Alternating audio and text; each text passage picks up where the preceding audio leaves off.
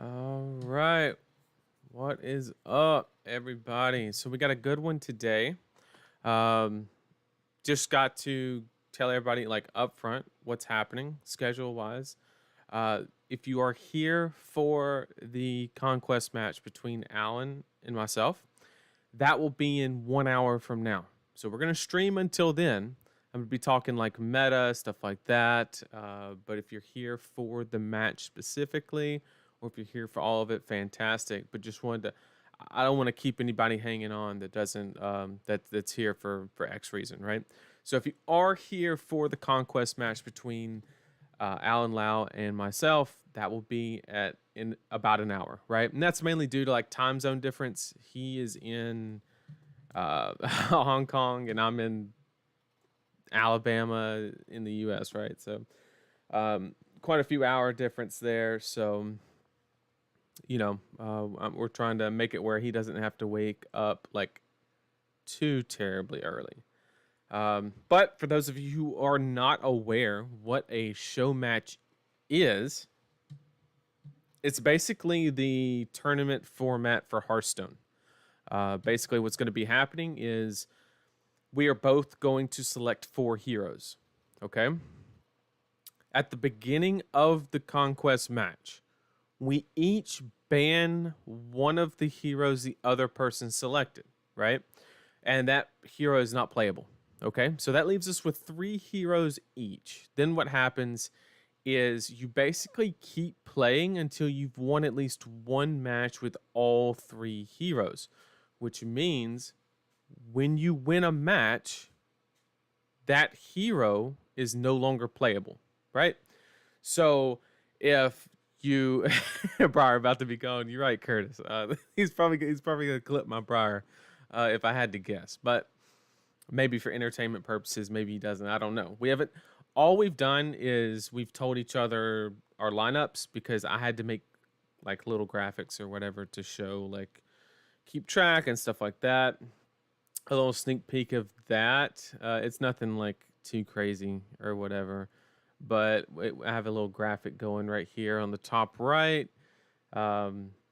Where it shows the heroes. Also, a little sneak peek if you're interested in seeing some certain heroes played.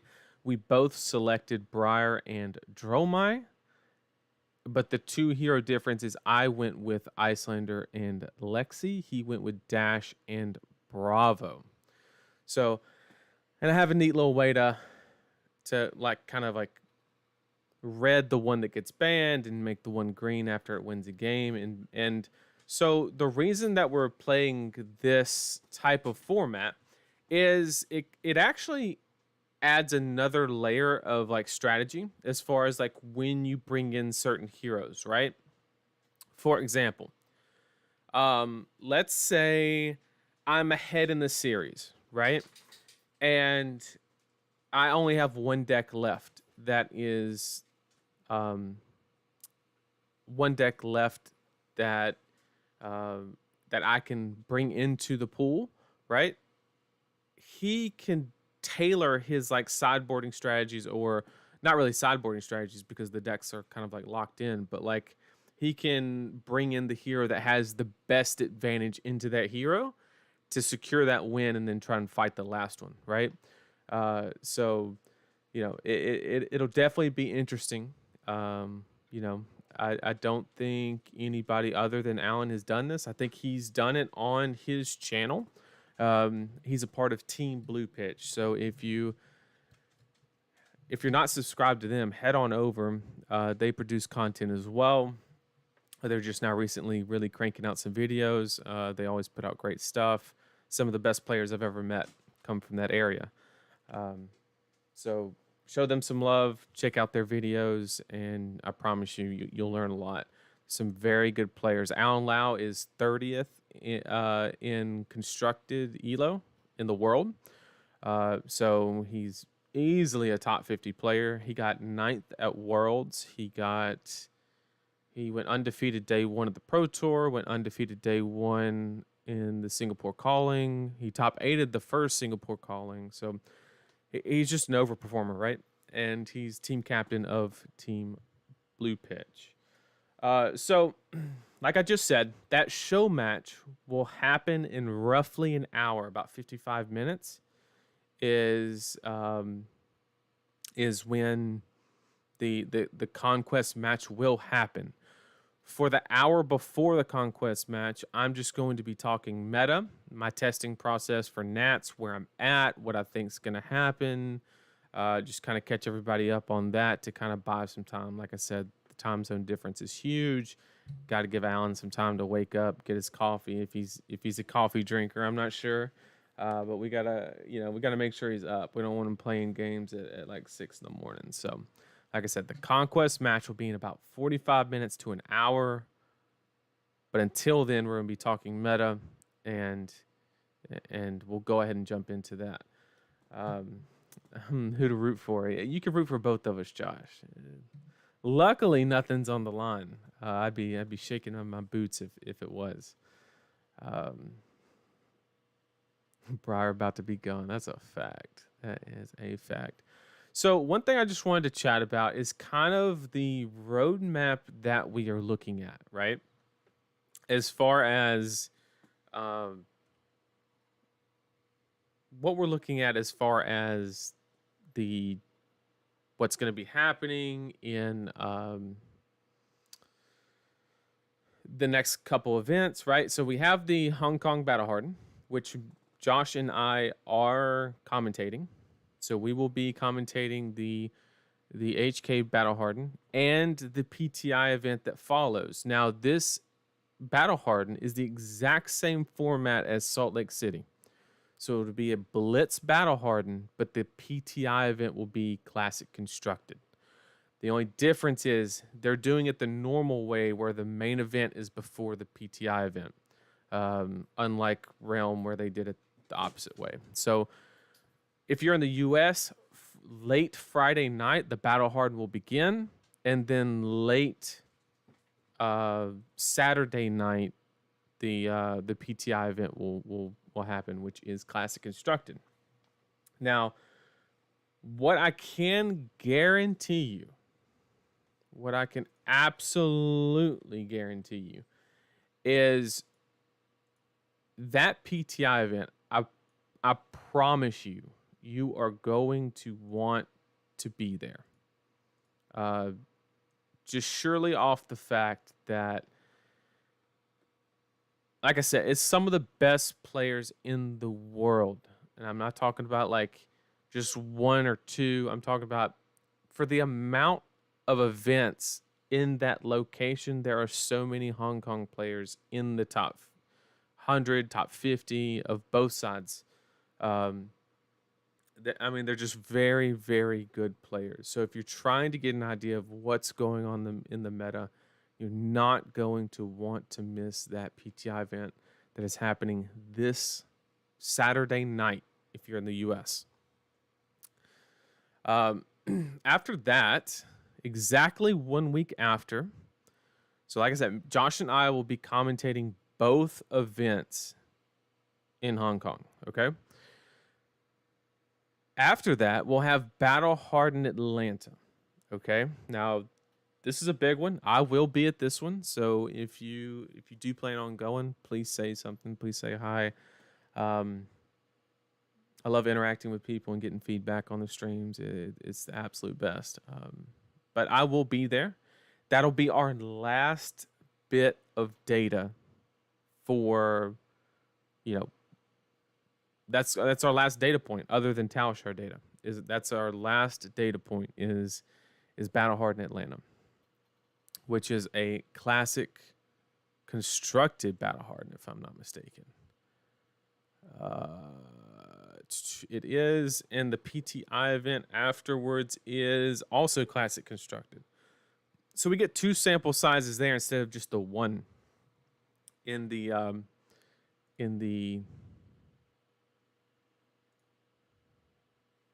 so like Salt Lake City only had, it was half and half Blitz, half CC. Same for the Battle Harden in Hong Kong, but the Battle Harden in Atlanta will be both CC. And one thing I know a lot of players in the, when you look at a PTI event, you're kind of like, oh, it's not as competitive. There's not going to be as many players, but I guarantee you in the Hong Kong one, everybody that is playing it at the Battle Hardened will be at the PTI event. When I say, I kid you not, their RTNs literally sell out in seconds. Their ProQuest RTNs, any event that's like that, the Hong Kong ones, they literally have like a notification that goes off and you have seconds to respond to get a spot. They call it round one. Like literally the first thing that you have to beat is just getting into the event. It's so competitive in that area. So a lot of that has to do with like to provide an area to play in Hong Kong is extremely expensive because it's a very condensed city. So like you can't just get a big, it's not like a couple grand gets you a ballroom in Ohio, like here it's extremely expensive, extremely expensive. So that's why it's just such a chase to get into the event. So I guarantee you that PTI event at Battle Hardened Hong Kong is going to be a huge one to watch. I guarantee you. It's going to be some innovative stuff. I'm expecting good play. Really looking forward to that one. And then Battle Hardened Atlanta, like I said, I will be there. It'll be our last data point before Nats. Okay? So let's kind of go over the Nats and kind of, because not all of us are in the U.S. here, right? So we are up first to bat. So the Nats season is August 25th through the 10th of September. So as far as like big, massive data points, we're talking like Nats that will easily surpass 100 people. You have the U.S. is the first up. Let's see if there's any that are on that same weekend. We have Sweden, but I predict that one will be a little bit smaller. Taiwan will be a little bit smaller. You have Slovenia will be smaller. Portugal will be Poland. Poland will be another good one to watch. It'll be smaller inside, but there's some super good players in Poland. Also, the New Zealand one is the same weekend. So there's a lot of Nats. If you're in like the UK, where's yours? United Kingdom. So if you're a player that's in like one of these European countries that's not the first weekend, you have a lot more data points than we will. You'll be able to watch the US Nats and the Polish Nats and the New Zealand Nats to kind of get an idea on 100% what is going on in the meta before you solidify your last deck decisions or anything like that. Like the Hong Kong one is last, right? So that should be the most mature form of the meta before we get a ban announcement after the Nat season this last weekend. So if you are in a country that is on the later side of the national season, you even have Australia. There's so many good ones at first weekend. I wish they didn't all overlap. Super unfortunate. Because unfortunately, a lot of these don't even get coverage, right? That's the rough part is, like I doubt Ireland will get, I've never seen it. I hope they do. I hope they do like a little stream or whatever. And, that community or even people outside of that community get to watch it. Like that's huge. But yeah, if you're on the later side, it looks like most of the big ones, Australia, New Zealand, US, are all the first weekend. And then you have United Kingdom following is another big one. You have, let's see. Yep. France is the first weekend as well. Yeah, just the first weekend. They're coming out hot, right? So that first weekend's the biggest one. Okay, that's like our, as far as like data points concerned, right? Okay, so then we also have the calling that's attached to the US Nats. which would be another data point. It is going to be classic constructed, if I'm not mistaken. Let's go ahead and confirm that. Yep, it is going to be classic constructed. So there'll be plenty of data points there. And then we'll talk about the road to worlds, if you will. So after the Nat season, if I'm not mistaken, we will have the BNR drop, the banner restricted announcement. And then we have a Battle Hardened in Columbus, Florence, and Portland in the month of September. So kind of a and these two are on the same weekend, unfortunately. I really hate that, but you know, what can you do? I hope coverages don't compete. That's the one thing that I hate about, you know, events happening on the same weekend is the fact that they're competing for coverage or viewers, right? But Columbus is the first one up to bat. I might be at that one. It is possible. We'll just have to see. And then we have a whole slew of Battle Hardens in October. They're all over the place, so it's huge. And then we have a couple callings as well. We have Taipei, and then we have Dallas. I will for sure be at the calling Dallas. I don't see why I would not.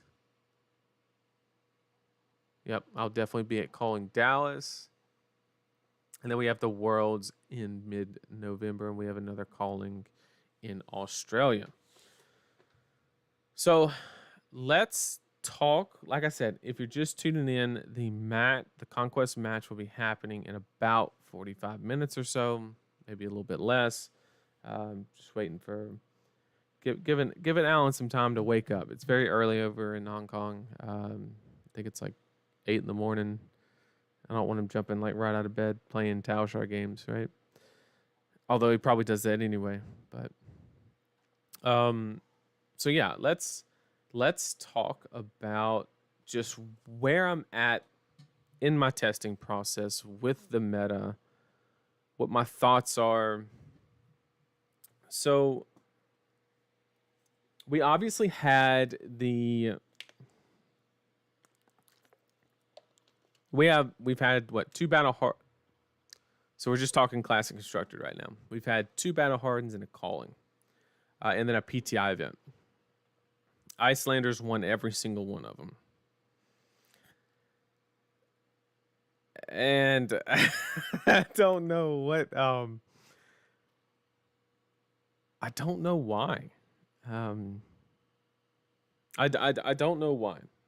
Icelander is a good deck. I'm not saying it's a bad deck. But call me crazy. But I think some of it is just a sampling of the schedule within the event. Once again, I'm not taking anything away from any of the players that won with Icelander in any way. Majin is a great player. Rhea, we know, is a great player. I mean, it's obviously not sample size for her because she back-to-backed it, right? And Majin's been doing great stuff on Icelander for the longest. So I think the guy that won UK, I'm not familiar with the guy. You know, I don't know if he's like a hardcore grinder over in the UK scene or what the case may be. I just don't know anything about him. But, you know, I'm trying to figure out in my head whether it's truly that she is like the best deck or one of the best decks, or did she just get very fortunate in a certain amount of spots that resulted in an anomaly given the sample size of 4? Is kind of like what I'm trying to justify in my head is basically what I'm getting at. And I'm not entirely it's a great deck, don't get me wrong. Icelander control is strong. Yep, I agree. It's one of the higher ceiling decks, absolutely. With perfect play. You're crazy. I'd love to understand what you mean by that, Brad. But so I'm just trying to understand whether it's the players that are piloting the deck in a very small sample size that led to a deck performing X, right? Or is it just the best deck? Because currently it is my belief that Lexi is the best deck in the format. That's what my testing has led to. That's what my conversations with others have led to. Um, I believe Lexi to be the best deck. And I think that with Trench, the matchup into Icelander should be favored for Lexi. So if that's the case, that's what I'm trying to juggle in my head right now is if I think Lexi is the best deck in the format and it is favorable into Icelander, why is Icelander performing the way it is? Is it just dodging the Lexis? Is it getting lucky in a couple spots when it does play the Lexis? I know that the calling Icelander only played one Lexi. Their schedule, I saw a picture of the matchup spread that they had. They played like 8 Bravos, not a single Dromai, only one Lexi and one Azuri, and then a couple Ninjas, right? And yeah, because Icelander had a bracket full of Bravos, yeah, and played Bravos all the way in the top 8, right? Once again, not taking anything away from the players. You know, just because you get a favorable matchup, if you don't execute what your deck is trying to do perfectly, you can easily lose those, right? There's nothing wrong with a little bit of Jim Fortune, right? That is A-okay. And not trying to take anything away from anybody. But I'm just trying from a meta-analysis standpoint, how much weight do you give that, right? Icelander won the calling, but had like a very favorable gym matchup spread, right? Like how much do you weigh that is the question. And I don't know. And then we saw the Icelander in the Battle Harden. Majin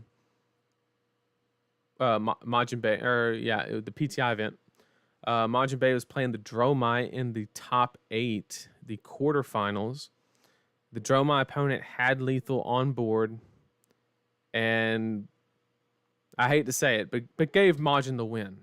Didn't concede, but he was unfamiliar with an interaction between Blizzard and Waning Moon. He thought that the Blizzard turned on the Waning Moon, and if he would have attacked with his dragons, he would have died to Waning Moon. And so it cost him the game. But if that didn't happen, then there's no Icelander left, right? There's no Icelander left in the tournament. Icelander does not win the PTI. I don't know how to factor that in, right? I don't know. Once again, not taking anything away from Majin. Amazing player. But I'm just trying to like rationalize and understand the data points the best that I can. Because with a small sample size of 4 events, like there's not too many data points. I wish there was more data on. There probably is. She's probably like said what she played against and stuff like that. But like Rhea's matchups and stuff like that. But Rhea is amazing, and I'm sure she can clean up any tournament. Icelander's worst matchup is Big Dragon Dromai, and that deck is ate a lot by Ninja. Yep, absolutely. Big Dragon kind of fell off. Maybe we'll see it again. Who knows? So back to just my meta consensus is I think Lexi is the best deck. I think Icelander is an amazing deck. I do not think it's the best deck. I think it's probably like third best, probably. Could even be second best. I don't hate it. But I think Lexi is the best, and it's by a decent margin, is my opinion. So, if that's my thought process, why are we even debating the meta, and why am I questioning bringing Lexi to Atlanta and Nats? Well, the thought that's going through my head currently is I'm worried about playing Lexi Now, I know how to pitch stack. I know how to damage. I did a whole lesson on fatigue, right? Just last week. Uh, we broke down everything that there is to deal with fatigue. What I'm worried about is the first couple rounds in the event. I'm worried about sitting across from a ninja, right? And if you guess wrong on the ninja, you're going to get annihilated, right? I think. Like if you are running your ice package into a fatigue ninja that's like built to fatigue Lexi, right? Because ever since calling Birmingham, it seems like that's the avenue that everybody is attempting. Whether it's the best or not, that's a whole nother debate, right? I, I'm not saying that the way to beat Lexi is fatigue. I'm not saying that. What I'm saying is that there's a lot of people doing that as their main strategy against that deck. You sit across from a ninja and they're full of sigils, 13 and a half flick flacks, some other life gain or some, whatever the case may be, right? Some crazy stuff that you would see in the first couple of rounds. If you bring your hard 60 with all of your ice cards in against Katsu with that package in his deck, you're extremely unfavored, I believe. Can you win? Sure, you can win, but you know it's hard to damage stack when you have a red Arctic, right? It's just very, very difficult to do. And other cards, right? All your, but so currently, what I'm trying to do with Lexi is I'm trying to figure out is there a 60 card list, and I'm trying all types of things. Is there a 60 card list that I can present that doesn't lose as bad to random fatigue strategies? That's my number one priority that I'm trying to answer. Okay? If I can do that and do it comfortably, then I'm probably taking Lexi. Okay? But if I'm not comfortable doing that, I can't take Lexi. If Dromai isn't making Ash Wings, the Katsu match can still be rough. Absolutely. Absolutely. I've seen a lot of Katsus lose to Dromai. I would say it's still like Katsu favored, but nowhere near what it like Fi is, right? Because Fi just has so much go again. Whereas Katsu can kind of brick because he doesn't have like a combo starter, and the Dromai can just establish a board state when that happens and get a payoff. So that's where I'm at. I want to play Lexi for both of these events, but I'm having to tailor because I can beat Bravo. I've figured out a way to beat Bravo. Not a problem. I'm worried about rogue decks that are on some weird fatigue strategy that sitting down and seeing their hero, I don't know to sideboard into that strategy. It's kind of like the chain dilemma, right? Back in anybody that used to play chain, you would sit across from a Starvo, right? And the Starvo, you don't know if they're going to flip over Rampart and try to fatigue you. You don't know if they're going to try to flip over the Ice Shield and then try to race you. You just don't know. So you had to. That was where the whole meme came from. The knick-knack, bric-a-brac. That was the reason that Tark, was on that card, even though it turned out to not be a good strategy. And I'm not hating on Tark at all for it. I like Tark as a player, and I understand why he was on that card. He was trying to reduce his opportunity cost in the event he was wrong in guessing, because you can just run a couple of those cards and then go reach and get your time snap potions and set up big turns, or you just block with it and go about your day, and it's only a couple cards. So like there's not that much opportunity cost paid if you end up having to race the Starvo. That was the whole idea. Was it actually that good in execution? Not really, but that was the idea behind it. And it's where his head should have been.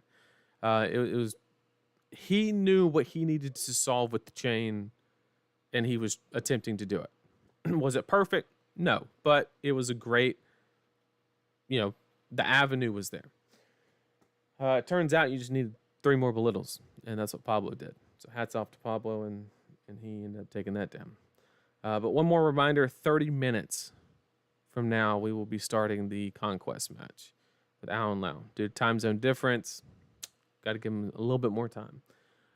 So that's kind of the situation that I'm in, is if it's a deck that I know they're going to try to fatigue me because that's their best win con, I'm kind of like, I can handle that, right? If Bravo sits across from me and I know their best course of action is to probably fatigue. If they try to race me, I think I could just get there even with a fatter deck. Like if I run the stack against them, I think I could just get there just because Lexi's just better on numbers. And I know enough about fatigue to where I can beat that strategy. It's decks like Ninja and stuff like that where you need to be lean when you're trying to race them, because you're not like super favored. You're favored, but you're not like wildly favored. And then they flip over like some crazy stuff and they just try to fatigue you. That's what I'm worried about. So if I can get a list that beats those strategies, then I'm good. Because there's not an aggro deck in the format that I think can really compete with Lexi. I just don't see it. Call me crazy, but if you know of one, let me know, because Fi's not doing it. Katsu's great as long as you don't brick. Like that's the problem. Like Lexi just doesn't brick if you build the deck correctly, and you're not very greedy in your deck. Your deck building, and you keep your non-attacks as low as humanly possible, and it's just consistent, right? It all revolves around Voltaire. You never have to worry about go again. It's always there, and that makes it the best aggro deck. So that's what I'm currently trying to battle, and I'm almost there. I have a couple ideas, some things that I'm working on to try and get there. But that's what I want. That's what I want the end result to be at Nats. I want to be on Lexi and not worry about random fatigue strats. That's my goal, while not giving up the aggro, the mirror match, and stuff like that. What else is in the back pocket? Of course, Briar. I'll never, whether she's good or bad in the meta, I will always prep her for a tournament to the best of her ability, because I have so many reps on the deck that even if she may not be a very high pick as far as like tier list or performance in the meta, I do think that the pure amount of reps can warrant taking a deck like that. So those are the 2 decks that I'm working on. I am trying to understand Icelander a lot more, and just mainly understand basically what is trying to, or what people are going with, as far as, are they staying more toward Bullander, or they go with the more in case Icebond route, Reyes deck basically. I'm not sure, and I'm just trying to keep an idea of where the Icelander players are going, because that's going to heavily influence the direction that I go with my deck building. What else do we have? Ninjas, right? We saw George. Oh, Ray is in the chat. What is up? Typing out your battle hardened rounds now. Awesome. I don't know if you heard the first part, Rhea, but what I was basically discussing was like, I know Icelander is a good deck, but I'm trying to like, we have a small sample size of 4 events, and I'm trying to say like, we saw the calling match, and it was like a lot of favorable matches, and not to take anything away from that player, but like it was a lot of favorable matches.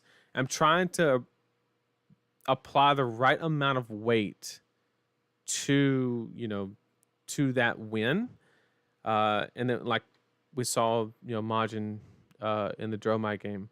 So I'm just trying to like see how good it really is, because it's super important. You can't just take who won or who made top 8, right? Yeah, exactly. One Icelander in the top 32 of the calling. Exactly. Perfectly said, Rhea. And if you look like top 8 at the calling, there were no Lexis, but from 8th to 32nd, there was like 11 Lexis. They all bubbled, like literally. So like Lexi's still an amazing deck, and I'm trying to just with as much logic as possible, just apply the right amount of weight to each decision associated with Icelander. Because Icelander's the tricky one because she has such a low representation, but she's just winning all the events. And that's why that needs to be investigated more. It just does, right? And so that's where I'm at currently with the meta. I think Lexi is best deck, trying to solve the little mini fatigue problems for random decks, not the ones that are known fatigue strats and you know the likelihood of running into them, like Bravo. Got that solved. Just trying to figure out the rogue stuff, because the problem with, well, it's a good thing that there's, so the Nationals format is the first couple rounds or first 5 rounds are classic constructed, which is great because by the end of classic constructed, theoretically, you would be put into pods for draft with similarly performing players, right? Which is everybody, I think, loves, right? If you're having a bad day, you don't want to get thrown into a pod with Michael Fang and him just annihilate you too, right? Like, unless he's also having a bad day. I mean, it could happen, right? But so the problem is like I said, it's not a problem, but the one thing that you have to factor in is because all the CC rounds are in the first few rounds, you have to understand what getting a loss in the first 2 rounds of that tournament actually means. What it means is, like, if you lose the first round or maybe even the second round, you dip into like a lot more non-traditional decks, basically. And depending on what deck you're playing, that could be a good thing, right? Let's say we're playing Briar, right? Briar has like a fairly solid, performance into most of the decks, with the exception, like the Lexi and Icelander matchup are atrocious, right? But like the rest of the field, she's pretty good. So if you're playing Briar and you lose the first match and most of the Lexis are winning, you are separating from what you were bad against, right? Theoretically. That, I'm not saying that every Lexi is going to win, but if Lexi is the best deck, theoretically, she should be winning more than she's losing. So you separate in that bracket, and now you start playing less Lexis because you lost the first couple rounds. Okay? But if you're playing Lexi and you lose the first round, or heaven forbid you lose the first 2 rounds, well, then you run into an Arachne, right? And we know how that works, right? You're going to lose that third match as well, because Arachne is literally just there to beat Lexi. And so when the first couple rounds of a tournament are actually extremely important in considering like what type of decks you'll run into for the next few rounds. After the first set of draft, though, it does kind of like throw all that out the window because now you have like a different sampling, that doesn't have the same format within it. So that's my biggest concern with playing Lexi is dropping that first one or first two, and then running into like rogue fatigue strats after that. So that's kind of where okay. So Rhea put Battle Hardened Cincy round 1 Kano. Correct me if I'm wrong, but that we could say is Icelander favored. I don't know anything about Wizards, Harley. I'm just going off of what Hayden Dale said during a podcast one time. He said that the Kano matchup was horrible in Icelander. That's all he said. So I think that one's Icelander favored. I think we know the Bravo ones are favored, especially if they're more on the defensive end. So the first three were pretty. Then you have the mirror match, which is, I don't know anything about it. I can't speak to it. I don't know if it's like super skill intensive, if it's like whose cards line up. I mean, obviously there's skill behind all of it, but some mirror matches are more skill intensive than others, and I'm not sure if the Icelander is one of them. So the Lexi matchup, I would consider a bad matchup, but at the same. And then Katsu is probably close to 50-50. Should be favored against Briar, should be favored against Azuri, favored against Briar again, and then unfavored against Lexi. But, I mean, you dunked on that Lexi at the end of Cincinnati. Oh, my goodness. That was the most non-game I've ever seen. So what it looks like for Cincinnati, Rhea, what it looks like to me is you got a couple bad matchups, but what you did to a T was you had the tech that caught the bad matchups by surprise and flipped them into hugely favored matchups. Like, I would love to hear like how different it was playing the Lexis at Cincinnati versus playing them at Chicago. And did they, jump on the trench plan yet? Did that make it way more difficult for you? But yeah, like you had some good matchups in Cincinnati, but you also had some bad ones, but you just had the tech to counter it, which was huge. And so Cincinnati, I mean, that was just you gaming. That's all that was. Chicago, the Lexis were presented the data. Yeah, that's what I thought. Yep, Chicago Lexis were a lot harder because they knew what was happening with the encase, the ice bind, and all of that. So okay, so taking that into note, then you went to Battle Hardened Chicago. You played a Dory.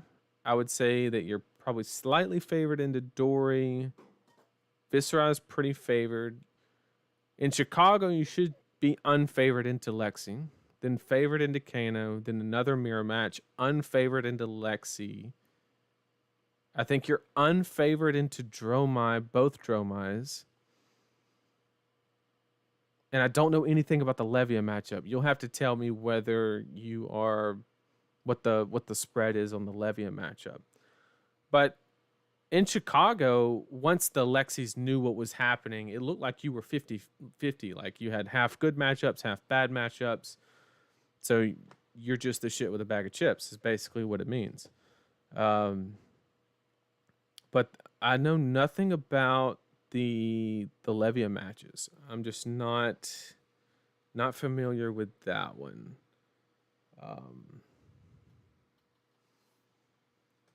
But that's super interesting because if you would have covered up the name and told me an Icelander player had that Chicago Battle Hardened schedule,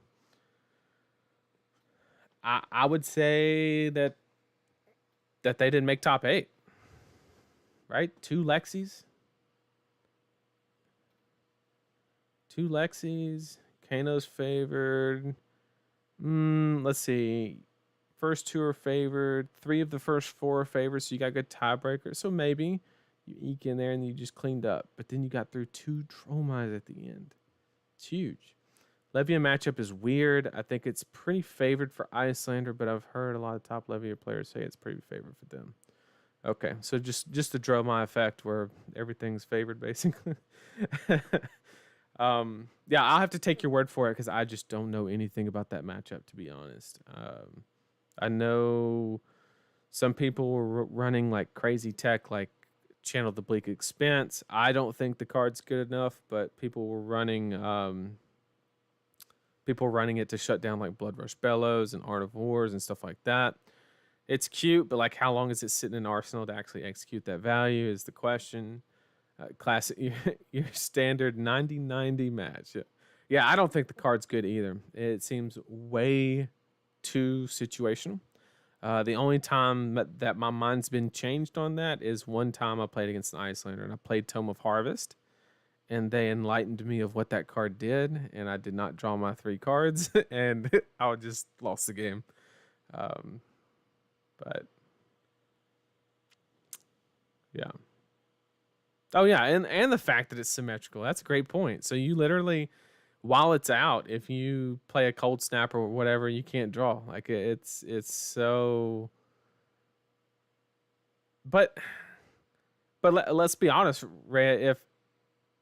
If it wasn't symmetrical, would you still run it?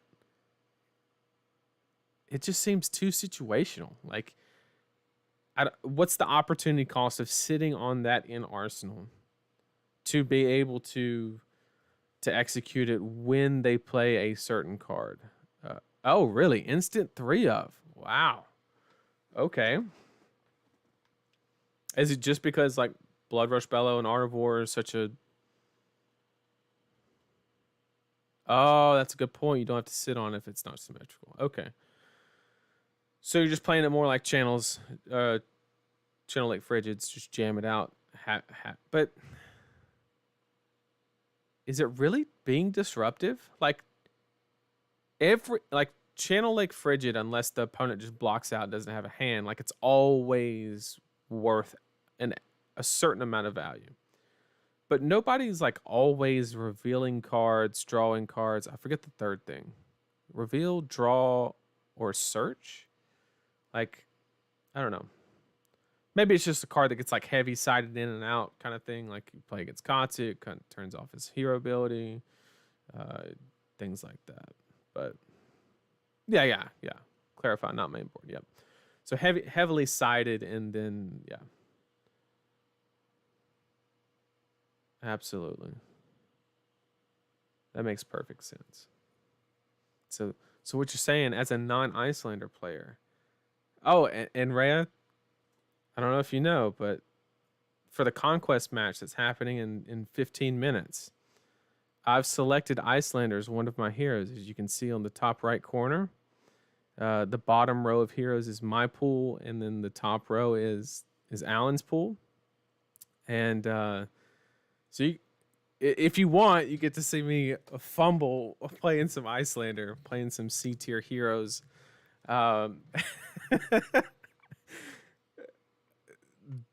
Don't bring a notepad or a pencil or anything. I promise you it's not going to be anything impressive in any manner, but we're going to try. We're going to try. No, I just wanted to play it because I'm trying to learn more about it. It's not a deck that I'm entertaining for Nationals because I don't have enough runway to get a like nice amount of reps with to actually, risk it on a major event like Nationals. So I just don't have the runway or the time. If you would have won every event on the planet sooner, then maybe I would have had the runway to really buckle down, learn the deck, learn the ins and outs, I'm pretty familiar with like the priority windows and when to do things and stuff like that. But I know that I'm nowhere near min-maxing or anything like that. So we're going to try to do a little bit of Wizard today we're gonna give our best shot. That's gonna be in about 15-20 minutes. That's when Alan's gonna be on due to the time zone difference. Just every time you would eat or sleep for the next 2 weeks, play 3 games instead. Yeah, that easy, easy, easy. If only reps were the only thing you needed as well. If only. I will say that because I play a more defensive Briar, I do kind of like know a lot of like what the opponent's trying to do, because that's kind of how I maximize value with that deck. And Icelander's very similar in the same manner, where you really have to know what they're trying to do to be able to get the absolute amount of value from your disruption. So I got that part going for me, but that's about it. I did play. It was actually it was last skirmish season. Not you made a all arcane Icelander list. You won an event. You made a video on it. It's the only Blitz game I've played in like half a year. I took that list to a skirmish. I got into the top 4, and I got blown up by Kano because I didn't realize that you. It's just one of those things that you have to learn the hard way, where it's like, I think I got him, and he blind tomed into more cards, and then had enough resources to survive, kind of thing. And I just had never been in that situation. But you would probably be slightly impressed. I was in a match against Ed Knight of Team Magnolia. And this is, like I said, Blitz. I was playing your Icelander all arcane list, the one that had like 1 swell tidings or whatever in it. And I was going second against Bravo in Blitz. And he goes turn 1, dominates Crippling Crush. So obviously he has no resources, and I'm screwed, right? Because I have no arsenal, no nothing. It's the turn 0. And I'm going second, right? Because that's what you said. You said, I always want to go second. So I listened. I went second. And I actually did something that I thought was kind of cheeky. I popped Stormstriders on turn 0. Because I was like, I'm going to discard these cards anyway. So like I can't extract any value. So I just did like a Stormstriders into... like a swell tidings or just a big red, and then like waning mooned him, and then blocked 1 card and kind of got the most value. And then we both kind of started at lower life totals, and I won the game.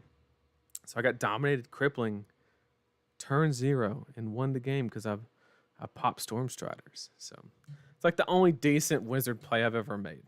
That's it. That's the only one I can take credit for. But like I said, match will be in about 15 minutes or so once he gets online, and we will be good to go. Yep, he just messaged me. He said he will be there in about 15 minutes. So we are just going to chat for about 15 more minutes, and then we will do the Conquest match. And also, just in case we got anybody that's like kind of new coming into the stream, what the Conquest match is. Let me show you the little side graphic here at the top right corner. What Conquest match is, it's basically the same format as tournament play for Hearthstone. And so what's going to happen is we both have selected 4 heroes that you can see. The top row is going to be Alan's hero pool. The bottom 4 is going to be my hero pool. When Alan gets in here, the first thing that we're going to do is we are going to ban 1 hero from the opponent's pool. Okay? We're going to ban 1 hero from each of our pools. But obviously, I'm going to pick the one that is banned for him, and then vice versa. And then so we both now have a pool of 3 heroes. And then you basically keep playing until you win 1 game with each hero. Okay?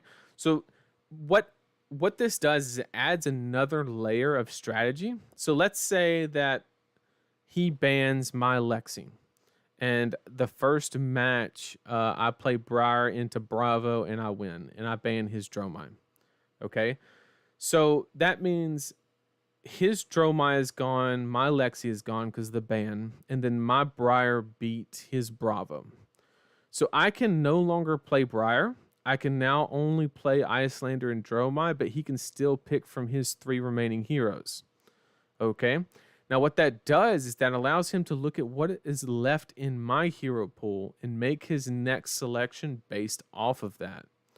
And then that allows him to like add strategies, right? Like, oh, there's a 50% chance that I run into Icelander now. Let me jam the dash because that's like a better matchup. Or there's like smaller decision points there to be made that kind of add like another little layer of strategy. It'll be a lot of fun. So it was completely his idea. He put something out on Twitter. I was like, that sounds like fun. And plus, he's an amazing player. Absolutely amazing. He is currently 30th in constructed elo. Like I said early in the stream, he's a fantastic player.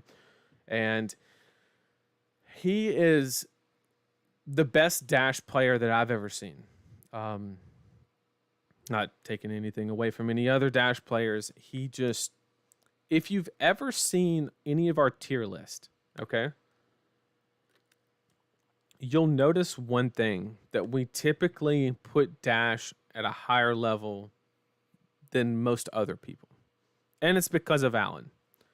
When you play against Alan, he just knows that hero so much and can do so well with it that he got 9th at Worlds with it. He just knows the deck in and out. He got 2nd at the Dev Challenge. He was in the finals against Dagon. And then Dagon ended up taking that one down on Oldham. But really amazing player. Alan is on some next level stuff. Once again, last little plug, me and Josh, or Josh and I, if I want to be correct, will be commentating the Hong Kong Battle Hardened and Classic Constructed PTI event this weekend. If you're in the US, that'll be Friday night and Saturday night. It'll be pretty late. If you're in the US, it'll be like around like 8 at night to like 3 in the morning. And then the same thing on Saturday night. So we will be commentating both of those events. Super excited. We would love for everybody to join us. And it will be on this channel. See, Josh is in the chat right now. It'll be on this channel. Easy peasy. Please join us for that. I'm telling you, if you want the spice, you got to be here for the PTI event. The Hong Kong players, they know what they're doing. I'm telling you. Alex said expensive AF, but very fun. Yeah. Well, that's why you just do this on Talishar, right? You don't have to buy all the cards. Yeah, this would be stupid expensive to to do in person. Just to have that many decks built. Oh, it'd be a nightmare. But luckily, we just have this copy deck link, paste into,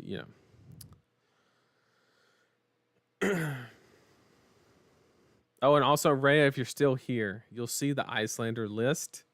It's not your list. I'm sorry. I went with a couple cards different than Majin, not because I think it's better, but because I think it's easier to play. It's much easier for me to play Wounded Bull than worry about the impact of Encase and what it may do. So I went with that list.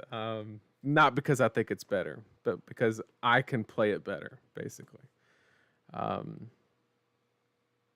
Yeah, so really looking forward to this match. Like I said, he'll be on in about 10 minutes or so, and we'll get that match going. And then, like I said, we talked about my thoughts on the meta, that I think Lexi is best deck. Trying to come up with a good solution for Rogue Fatigue. And then I got Briar in the back pocket. That is my plan. What is everybody in chat leaning toward for kind of like national season or battle hardened or whatever? What is everybody in chat playing? Let me know. Or don't tell me what you're playing. Tell me what you're thinking about. Well, like, I would love to play this if this, kind of thing. Let's talk about it. We got 10 minutes. Let's talk about it. We got Damien in the chat. He's probably going to play some crappy Prism deck.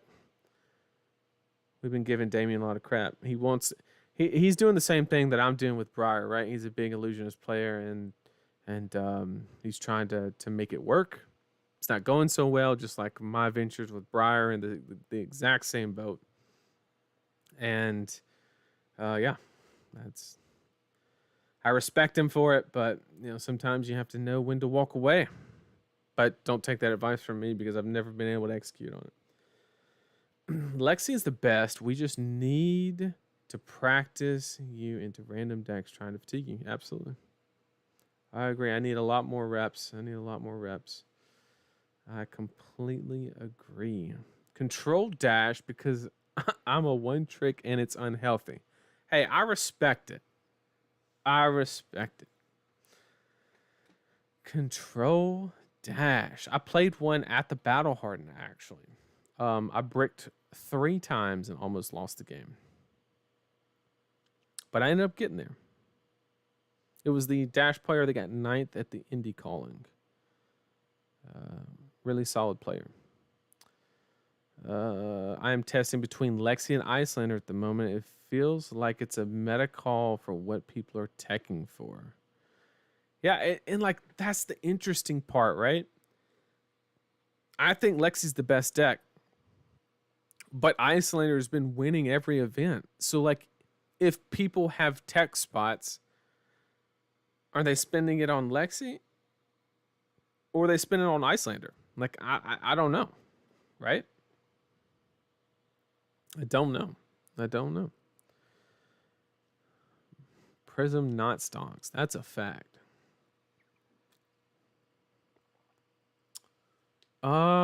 Siphon, I think the dash player was Daniel Johnson. I can look it up real quick. Pull up my profile, look at match history, right?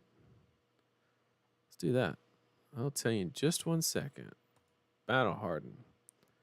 His name was Daniel Johnson. I remembered it correctly. That is the dash player that I played. Like I said, super solid player.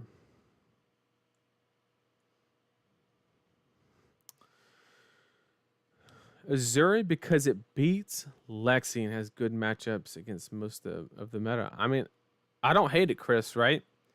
If everybody else is at the same consensus as me that Lexi is the best deck, there is a solid chance that 35% of that room could be Lexi.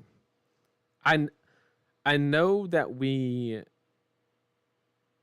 the meta right now has a reputation of being very open. I understand that. But at the same time, when you get to a bigger event, people tend to consolidate, right? You have less influence from local metas that prefer certain things, and I think there's a solid chance we could see 30-35% Lexi. It could not be as high as that. It could be like 25, but like I think it's safe to assume she'll be the most represented. I think that's a very safe assumption. So I don't hate Azuri. I just don't want to give the Droma player that I sit across from the satisfaction of knowing they've won the game before they even shuffle their deck. Because I don't like Illusionist, right? I just don't like it. So I do not play decks that auto lose to Illusionist. I just can't do it. It's just part of my moral code. Just cannot do it. Dromite is beatable. I mean, your win con is them falling asleep and passing priority on their turn, every turn. But Dromite is a good matchup for you. Well, Chris, if what you're saying is true, you've won nationals. If you have an Azuri deck that still beats up on Lexi, and it is a good matchup against Dromine, You have won nationals, my friend. They just need to ship you the trophy right now. They can have a heart attack at the table. Well, I wouldn't ever wish that on anybody. We'll just say that we hope they fall asleep temporarily. We don't want nobody having a heart attack. But yeah, I will report back. Yeah, no, Azuri, that's good matchup into Dromai. That's super interesting. Super interesting. I'd love to see it. I'd love to see it. So we got some people playing Control Dash. We got some Missouri. Alex, I know you're on Lexi. Easy peasy. Then you got, yep, between Lexi and Icelander. Robin, I think you're onto something being between Lexi and Icelander. It's probably the two best decks. What's everybody's opinion on this Bravo with the Buckler? Do we think it's the real deal?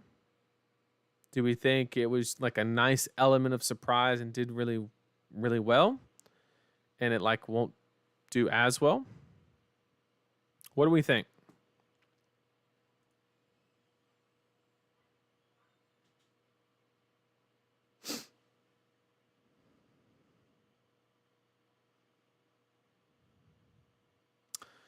Okay, everybody. I think Alan is ready. So we are going to be ready to get this show on the road. We're going to get the Conquest match started. Let me get him in a call real quick.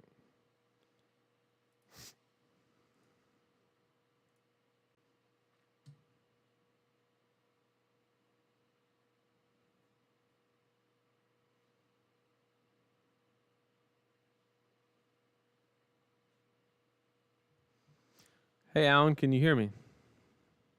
Yeah, can you hear me? Yep. Let me just ask chat if they can hear you. Say something again. Let me see if you come up on my audio. Hey, Yep. hey,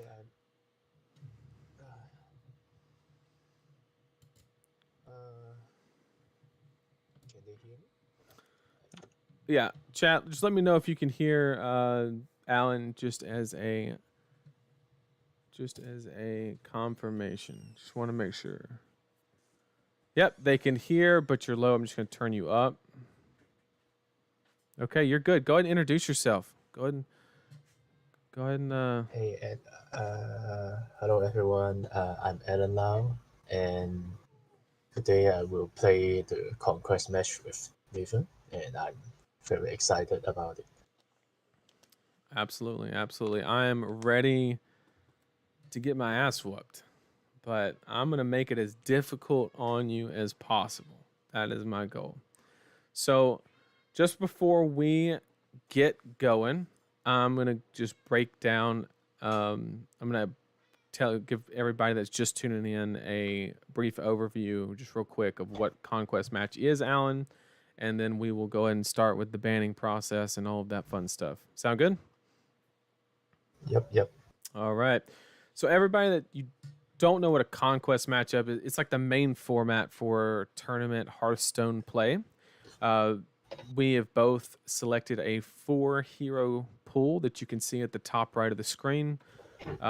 And at the beginning, just here in a second, I'm going to ban one of Alan's heroes, and Alan is going to ban one of my heroes that I've selected. Mine is the bottom row, his is the top row.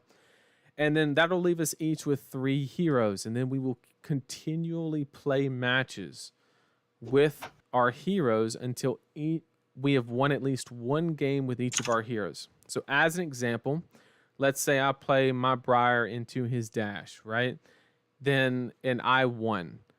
I would not be able to play Briar for the rest of the match, right?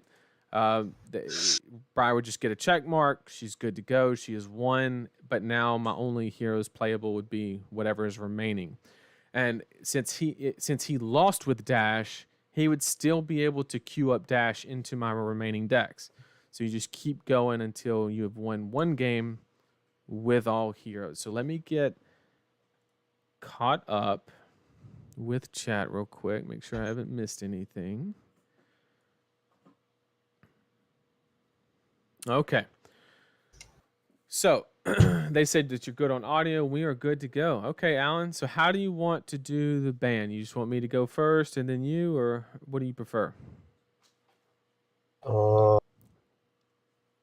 I think we can do it on the same time, right? We tag it on the DC, then we ban it together at the same time. Sure. All right. I'm gonna put mine in our chat in the stream chat. 3, 2, 1. Wait. Oh, yep. Yep. Okay. 3, 2, 1. Yep. Okay, so as the stream chat says, I have selected to ban Alan's Dromai. So I type it in the DC. BC, okay, and you also banned my Dromai. That's actually hilarious. Now, okay, I'm gonna tell you my reason that I banned your Dromai, and it revolves around. I have never played the Dromai mirror before, and I don't want to play the Icelander into Dromai match. So that's why I banned your Dromai. I know your dash is way better, but I just didn't want to play those matches. So that's why I banned your Dromai. Why did you ban mine? I banned your Dromai because I don't want to play dash into your Dromai. Okay. And my Bravo also wasn't that good that I can confidently beat your Dromai. So, and I know other free heroes more familiar than Dromai, so I decided to ban Dromai. Gotcha. That makes perfect sense. So we we both knocked out each other's Dromai. So sorry if there's any illusionist players in the chat. You get no matches today because we are making this an illusionist free zone. Thank God, honestly. I was not looking for that was the last deck that I picked. I was like not looking forward to playing it. But really just needed, one last one. So okay, I guess what we will do is let me go to this screen real quick. I'll select my deck and then I will send you the link. So that'll be a fluid way to make this as easy as possible, and should be pretty good. Let's see here. Okay, so we go here. Give me 1 second, chat. I'm gonna go to the other screen in just a second.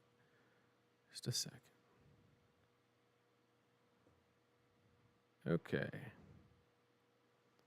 So we are going to copy link. I'm going to send it to you. Okay, and then now I can go in OBS and go to the screen. And then when he hops in, he has to put in his deck link before he hops in, right? So we know what's going on, basically.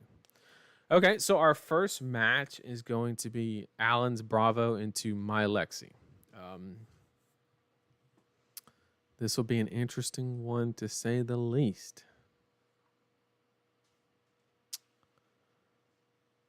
Do I want to go first or second? That's an amazing question that I don't know the answer to.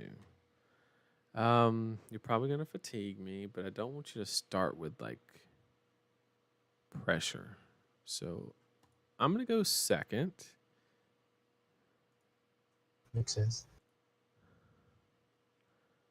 And then we'll run that as a hedge.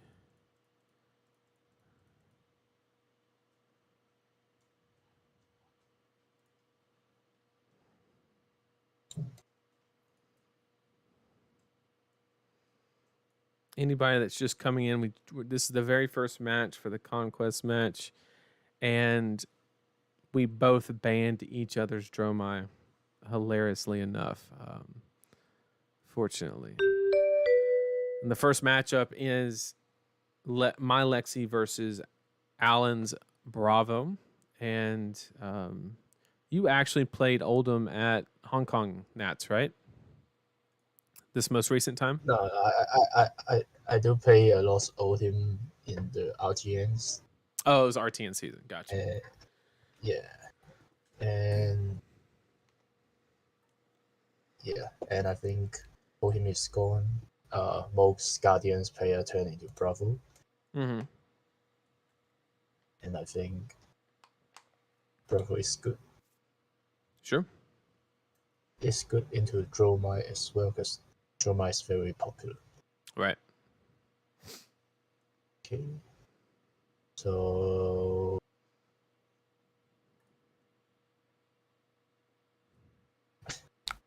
classic Bravo turn 1. Not like this. Oh no. Not like this.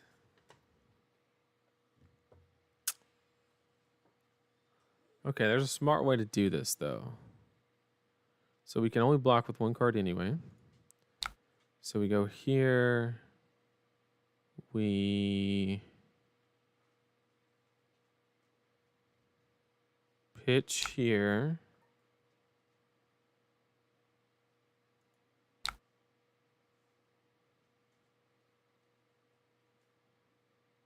And we can go.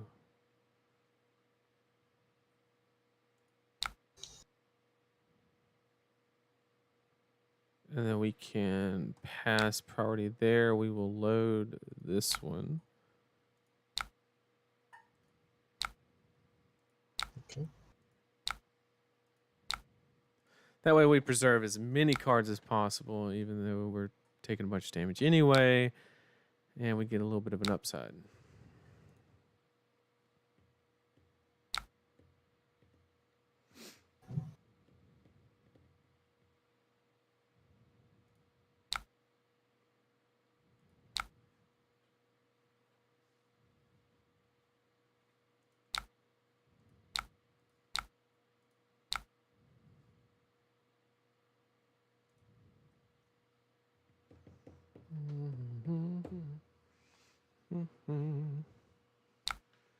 Oh, he has a hand he likes.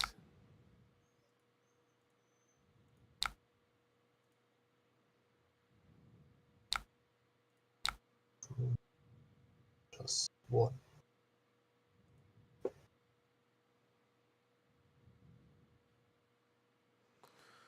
Is that worth a D-React?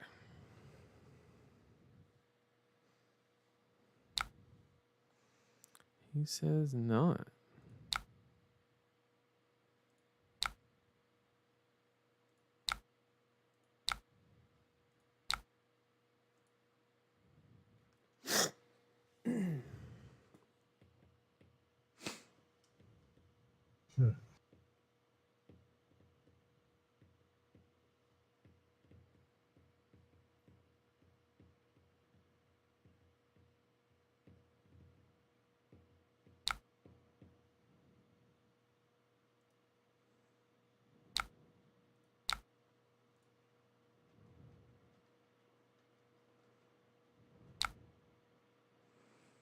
Okay, we do have a D-React, it seems. Makes sense. We got a lot of armor early, though. We take it. We take it. We do need to break the chain. We need to go ahead and... I need to get this out, but I need to leave something in there in case of...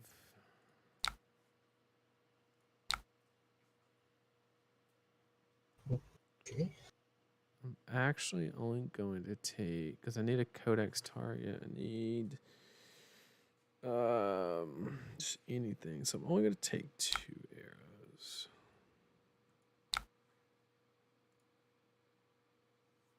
Not sure if that's correct, but we'll.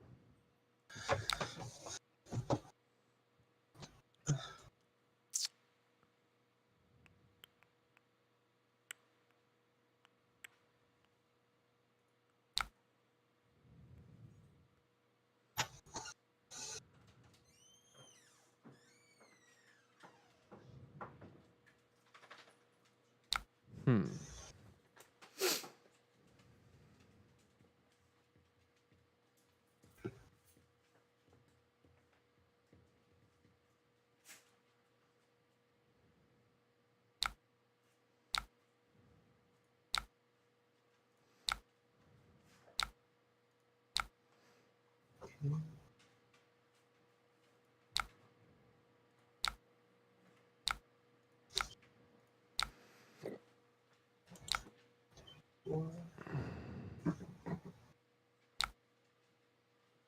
Hmm.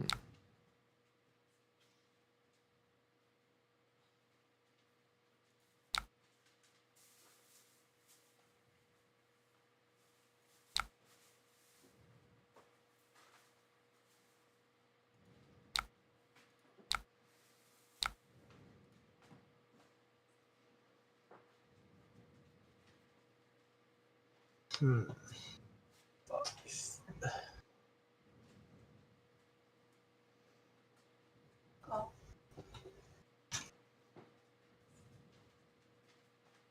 No. Rocks.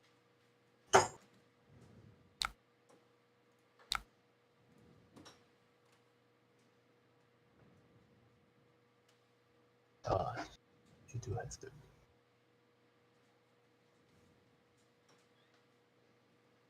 Oh, almost all the armor gone already. Love it.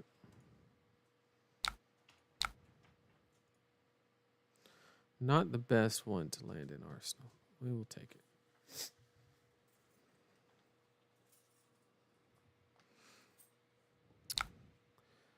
Dominate me. Okay. So how do we best play around this?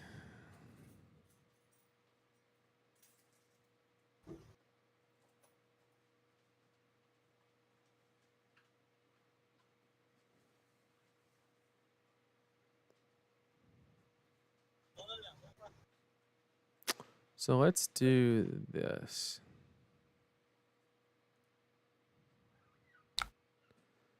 Pitch this.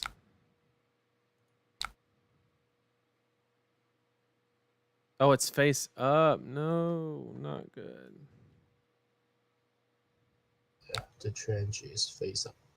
Yeah, I was trying to trench it away and then double load, but that's no bueno.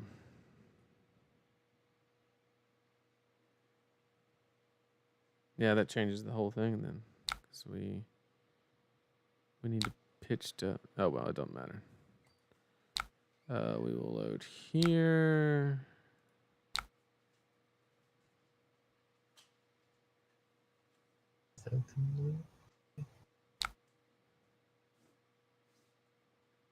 And then it doesn't matter which one here, so.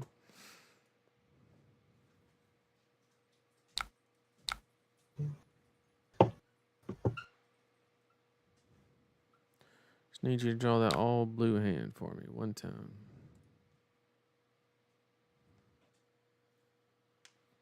Yeah? All blue? Hey, we Yeah. take that. We take that. Yeah. Okay. All right. This is manageable.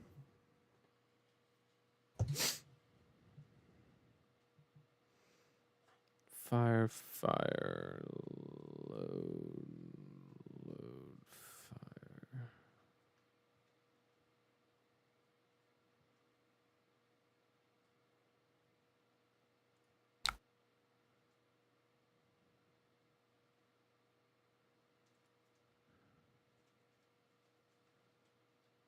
Okay. I'm leaking over here. I was not expecting this match to go this quickly.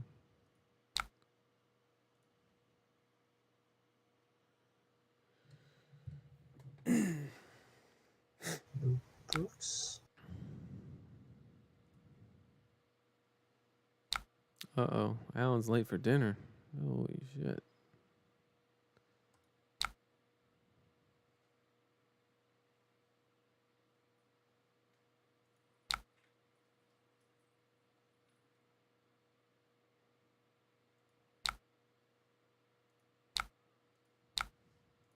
Sure.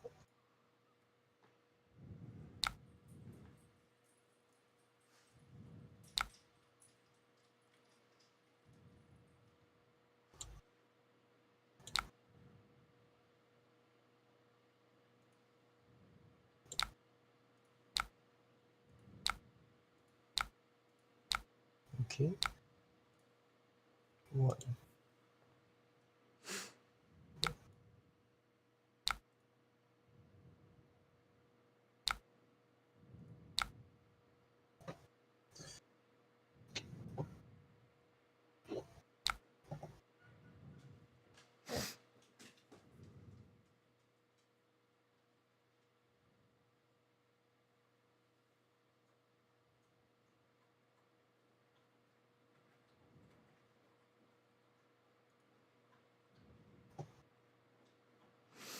Hmm.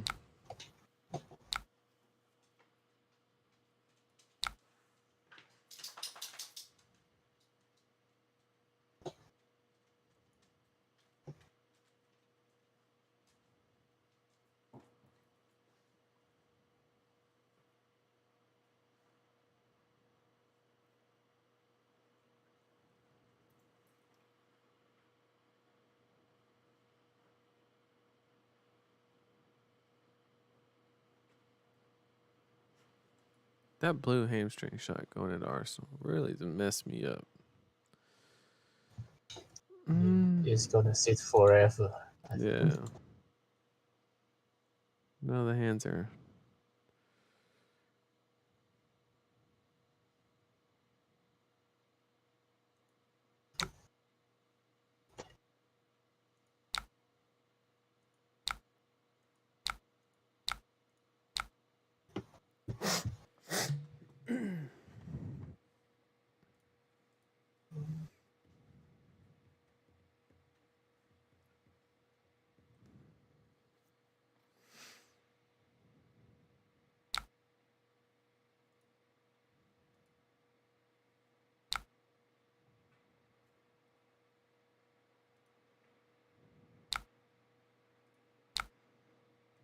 Yep.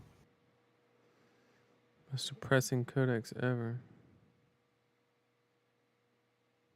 Do I literally have to get Falcon Wing just to get this damn thing out? I think I do. Normally I get red infecting, but like. Yeah. Faithful Sin. Emery, we're doing a conquest match. Hearthstone style. We banned each other's Dromize, and this is the first match. And I'm getting my shit pushed in, basically.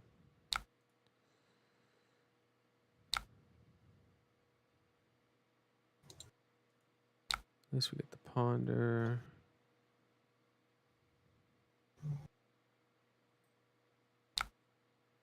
This. I need to get rid of your armor first. Okay.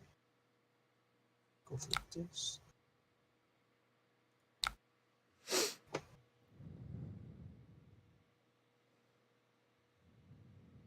Got 3 armors.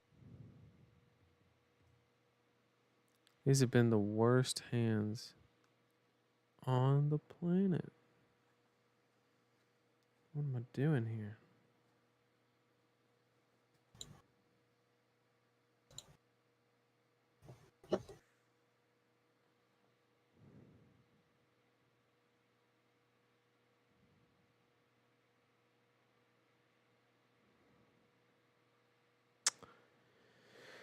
Oh, you didn't even need to dominate it, Alan.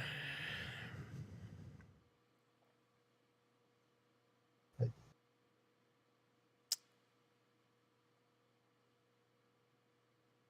This is perfect, just non-dominated. Because this hand is rough, so... There's no way I can extract value there. He's going to have pressure. So this is extremely risky.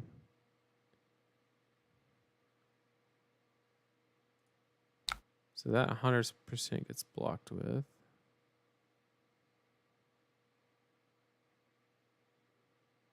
Wow.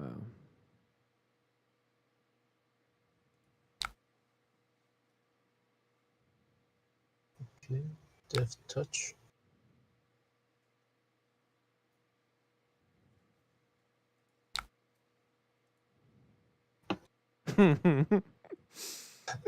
Hey, it's kind of a good thing because it goes to the bottom.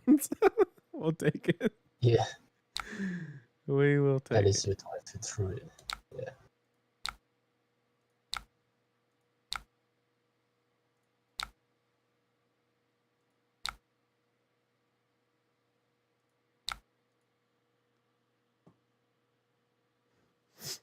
I had 1 no block and 2 2 blocks in my hand.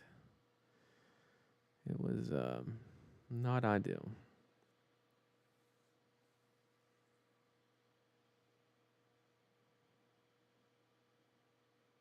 Get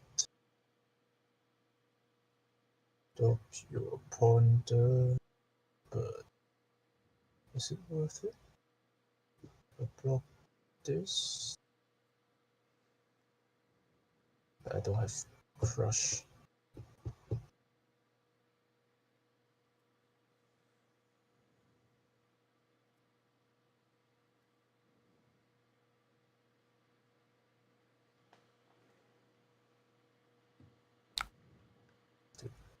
I have to stop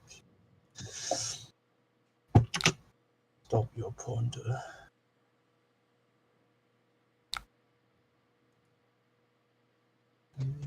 Break the surge.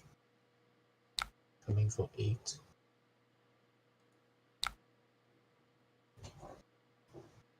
I'm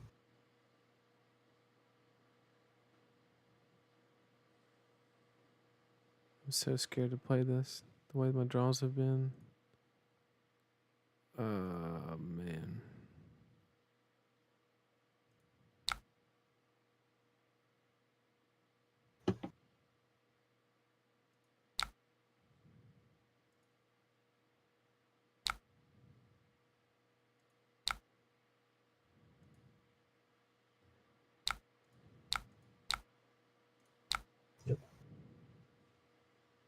At least all 3 codex is gone.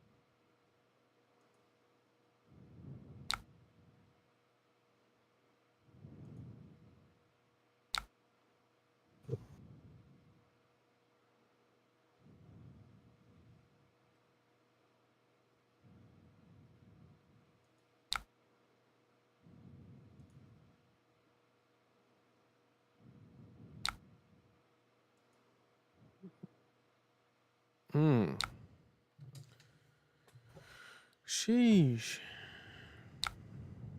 Okay.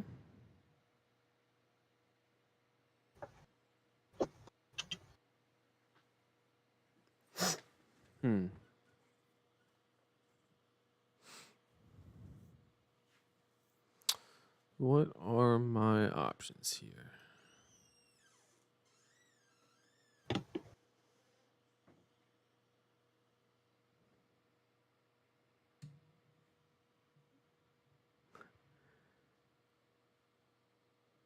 Wow.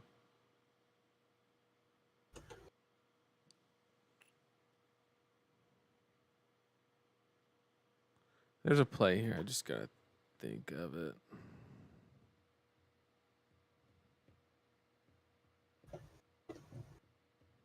Please don't ask for food. That'd be the dream, wouldn't it?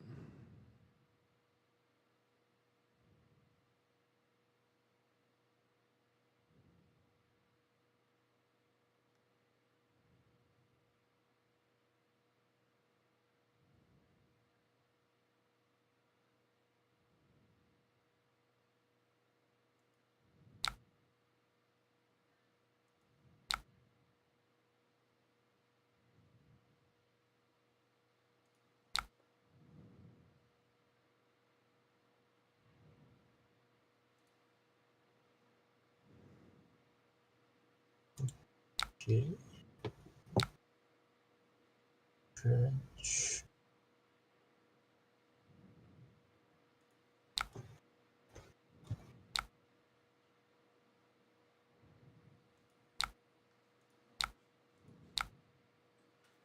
Okay.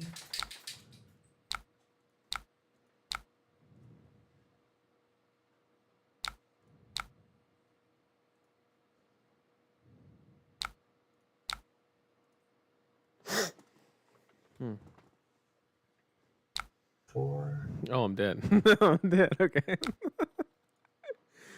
Oh no. That's 3.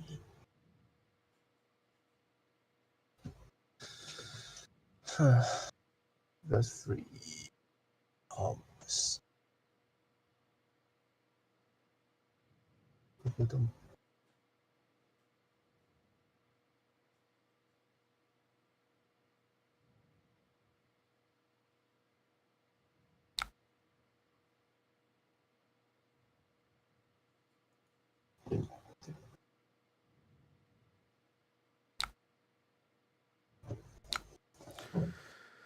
Okay, so given the number, we know we have to go here, here, and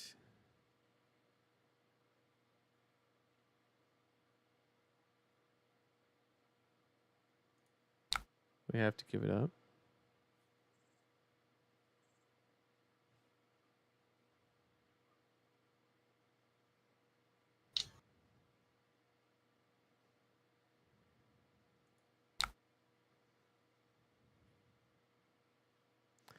It's 5, which means we still have to give a card.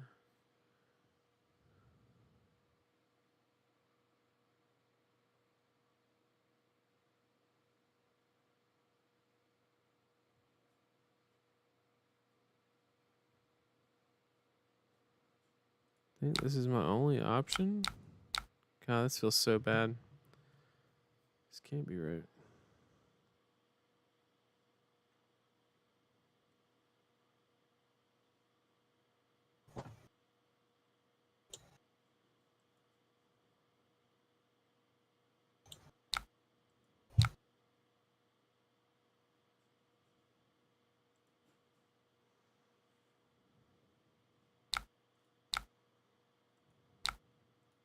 Okay. No feel of a cut. Not that good.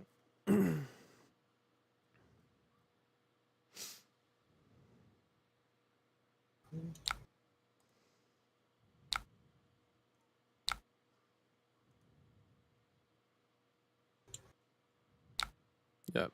GG. That's plenty. Plenty. All right. So everybody, Alan got the first one on good old Bravo. Getting it done. Okay, we're going to do our fancy little color change here. Give Bravo the green light. All right, GG, Alan. Good game. So we can talk about it for a second. So this is actually one of the things that I talked about earlier in the stream was my number one concern playing Lexi is running into heroes where you can't really like guess what they're trying to do into you, and if you guess wrong, you're just like hard punished. So what was kind of your strategy going in? Obviously I was thinking with fatigue in the back of my mind, that's why I had a couple remembrances. and whatnot. What was your game plan? First, my goal of the Bravo is running into your Lexi, because I think either Icelander or Briar, I'm in a really bad shape Mm-hmm. in the matchup, and I got a very lucky first turn with a Yeah. dominate big attack, Yeah, the dominate cripple is pretty good. Yeah. and yeah, when I see your deck size and you are playing the Remembrance on turn 2, turn Mm-hmm. 1, Yep. yeah, turn 1, then I decided to uh, sacrifice my armor to trying to get more dominate attack as possible, and with that, uh, with that, let's see have many decks, then they are harder to draw the Fear of a Kind. Right. So I need to close the game soon as possible. So the cards with nearly no hit effects, such as Pathing Helix, Mm-hmm. when you have another arsenal, and the Falcon Wing, and the and something like that, I will take it. Uh, with the annoying effects like the infecting shot, because if I no block those cards, the value would be very high. Mm-hmm. So I I need to block that, and the only play that is maybe worth to discuss is should I block the pathing, no, should I block the hit seeker? Mm-hmm. Um, but I know you have a endless arrow in your arsenal, so usually it's very hard to find a target that high value than the endless arrow. So Right. I decided to let it hit, It paid off. and that, yeah, it paid off. It is lucky that Yep. you get a hamstring shot, which is quite hard to get rid of, and Mm-hmm. yeah. Yep. Absolutely. Absolutely. Yeah, running the Bravo into the Lexi is huge because I would say that Bravo is extremely unfavored into both Icelander and Briar. So that was definitely the way that you wanted that to happen. But we will continue and keep going. Let's see. So just to keep chat updated. So basically, Alan has now won with Bravo. So now, obviously, Bravo is colored green, and he is no longer allowed to play that hero. So now his entire hero pool is just two heroes, right? Briar and Dash. So, but I can still pick from all three because I have not secured a win with the Lexi that I just played. So now I get to play a different deck or same deck, just depends on what I want to submit. And we will switch the screen real quick, and I will send that link to you to get the second game in.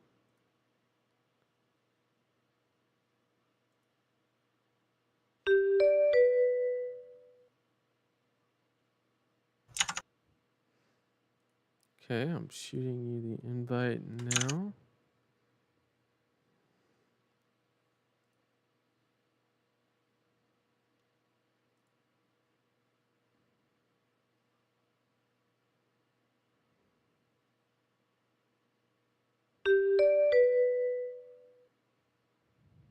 Let's see again.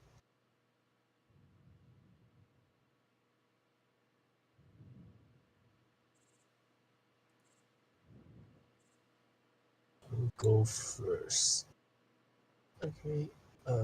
Submit. Taylor, Lexi sucks. I get it.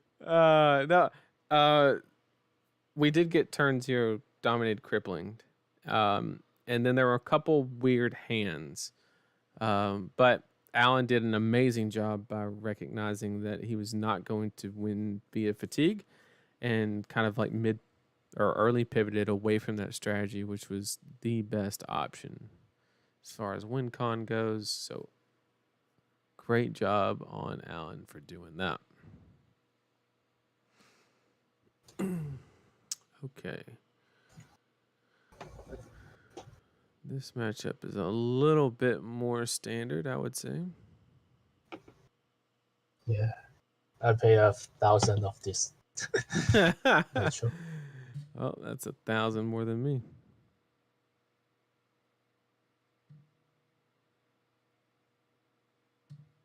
It's not even that good here.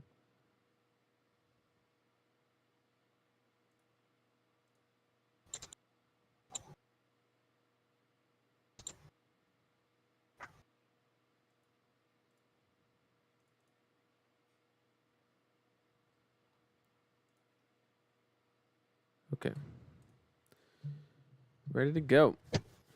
So second match is going to be Lexi into Dash. So I ended up rolling Lexi again. And that was just because of the heroes that he had left. I thought that Lexi would be pretty favored into those heroes. So just trying to secure a win on this hero real quick. But I'm sure Alan's got something to say about that.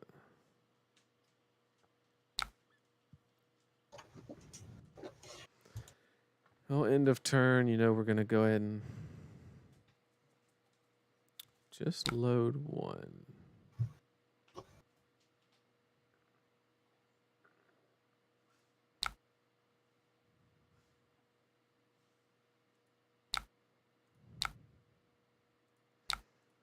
Oh, okay. Yeah.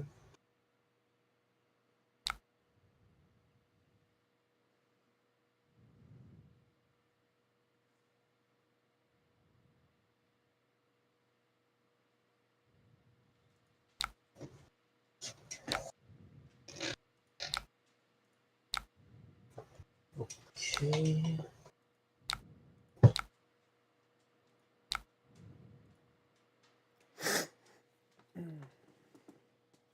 Seven. I can block it. Ooh, Alan's late for dinner. He's got somewhere he's got to be.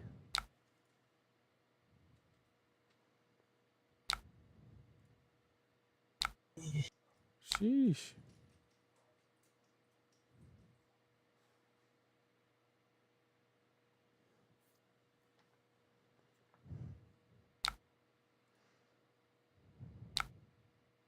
Get a ponder. Fortunate.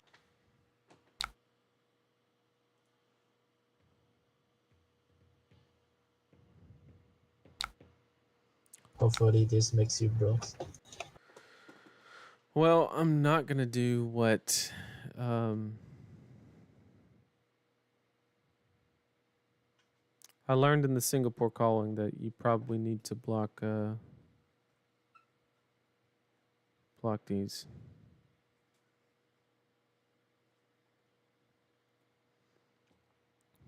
You remember that? The first Singapore calling where they were just eating combustibles to the face? Oh, man. Yeah. What a time to be alive. That's painful. Yeah, we're definitely blocking with this. Block with this and this. Okay. There, you got what you wanted, right? Yeah.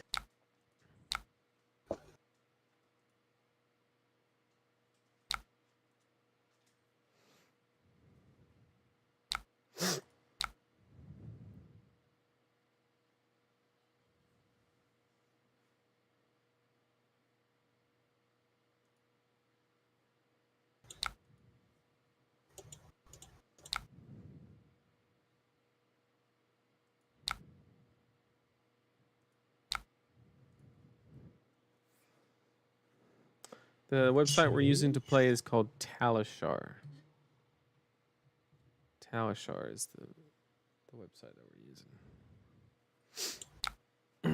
Blog.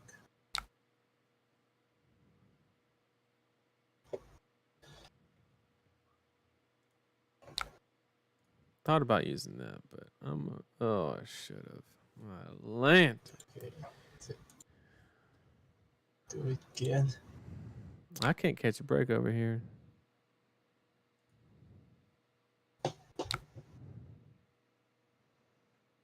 It's struggle o'clock.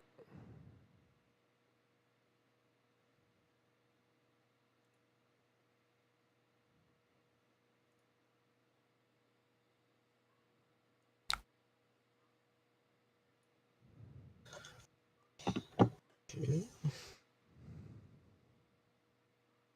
Oh, well.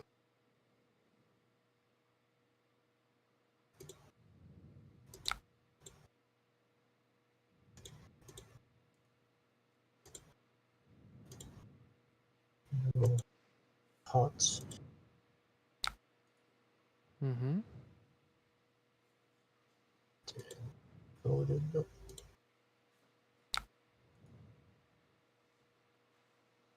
Maybe a high speed pin.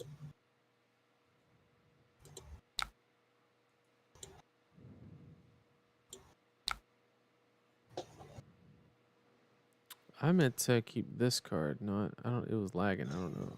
Oh well. Is it lagging for you at all? Or Or just me? not. It's okay. And shoot for 2.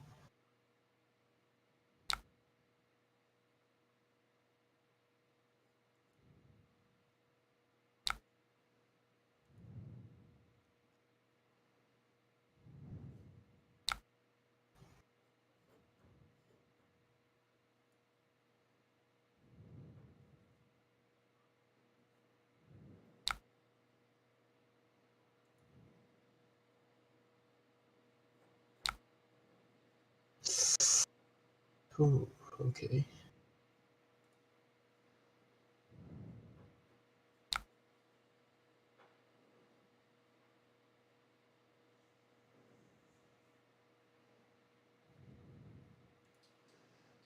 Sorry, bear with me. I'm lagging a little bit.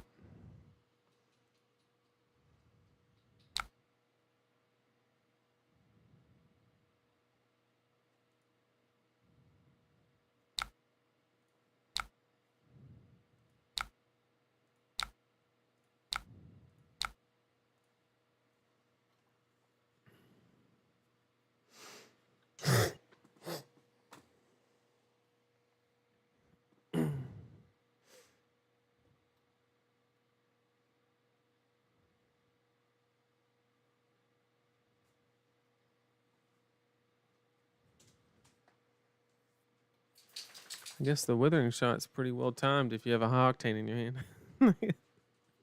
Yeah. It's painful.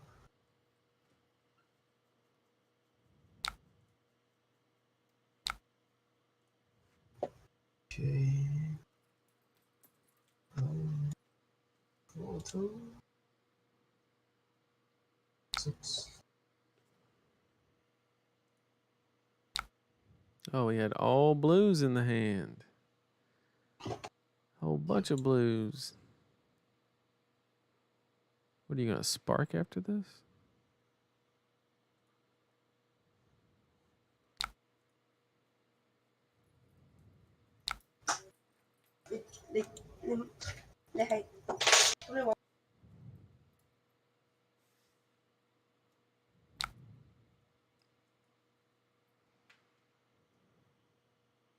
Plus 2.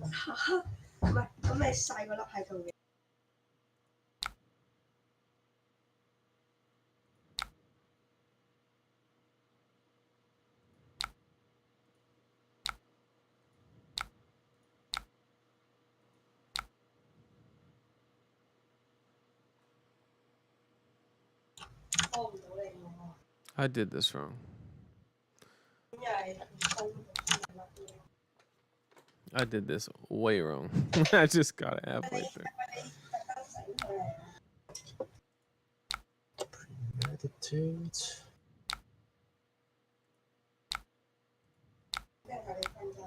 Okay.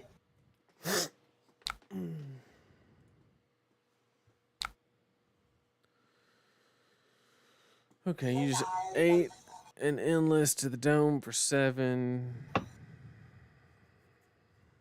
How do I punish that?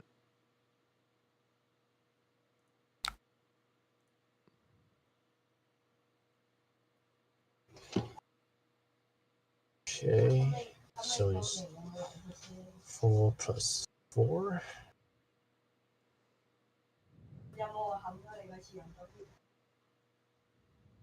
I don't think I can do anything. I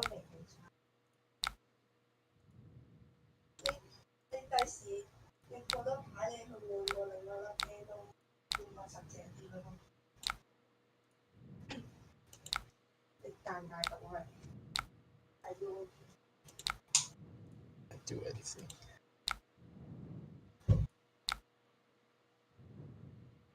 It stops your opponent at least. Yeah, that's one way to look at it.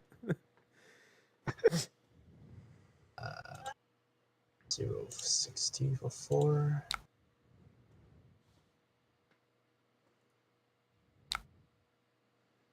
Uh-oh, we got a big turn here, don't we?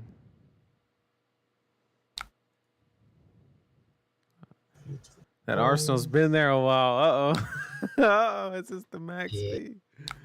The max speed. Don't do it to me.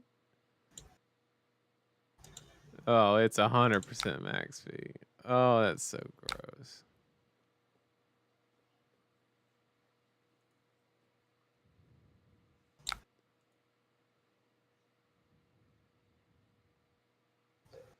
Yeah, it's better. Yep. And then you're gonna pop. What's the last card though? Is the question. Yeah, I knew that was happening. You've killed me too many times doing that.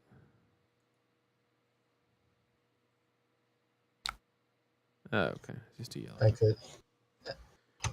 I could raise for a 0 cross attack, but shooting extra 2 is better, I guess.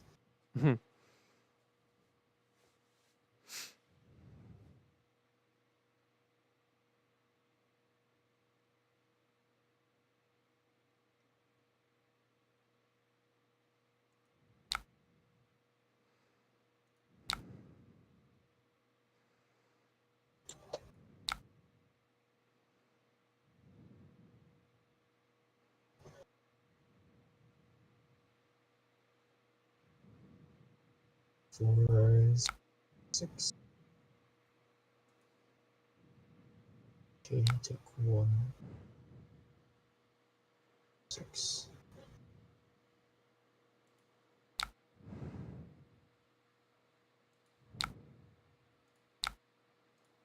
Surprise. Okay, issue out of 4. We're endless over here. Oh.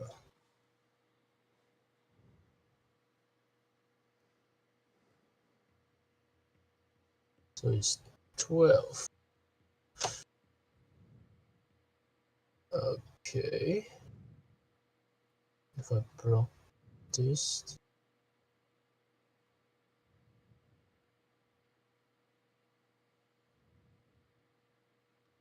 yeah. If I don't block this, 12.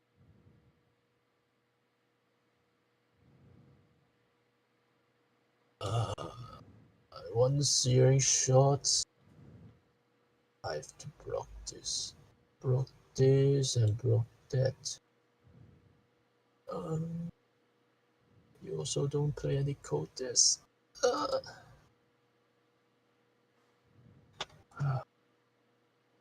I haven't played any power card. I haven't gotten a 3 of a kind, a codex, nothing. Not yet. Think about this. If I don't block this, I get punished by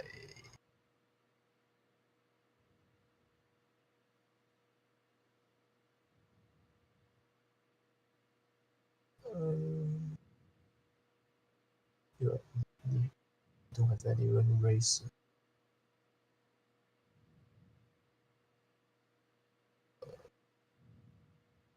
Meditate. You blocked the drill shot last turn. So it wasn't a blue in your hand. So it's something stronger than it's not a third endless arrow.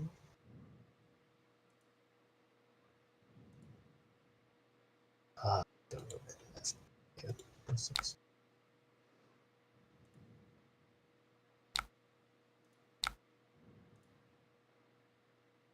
Okay, no go again. Take 4.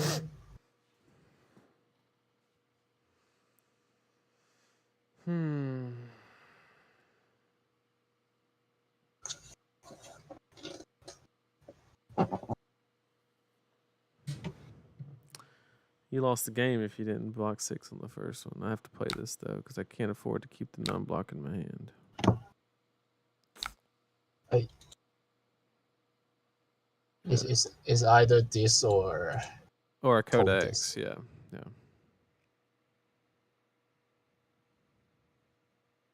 Because you haven't pitched both, right? But yeah. 3 taco course. Play a photo for 6.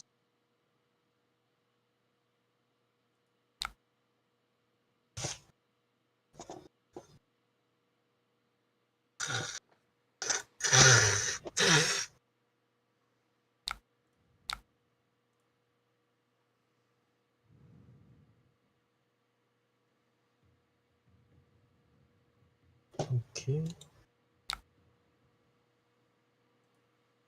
Just get with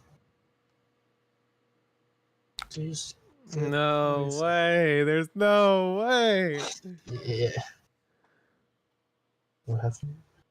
Yeah. It's still very likely you got no blocks in hand, right? 4. And you're not even done. You have 4, 2 more 4. after. Yeah.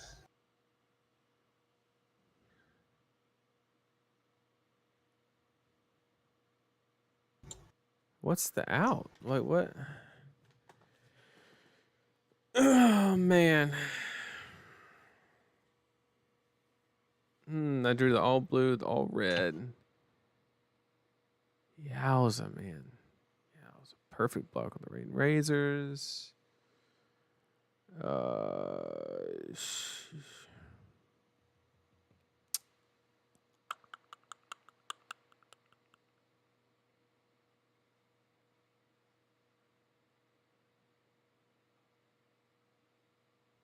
Insane.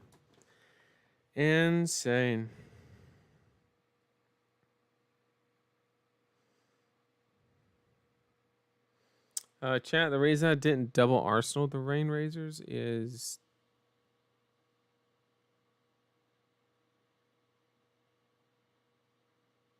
because I knew he's going to be applying pressure and I wasn't going to get an exceptional amount of value out of it anyway, was the idea. I wanted to do this and this, but that's just not feasible anymore because we have the pistol coming after.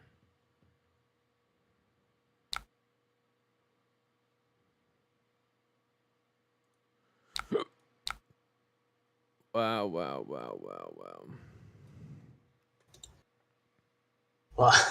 Okay.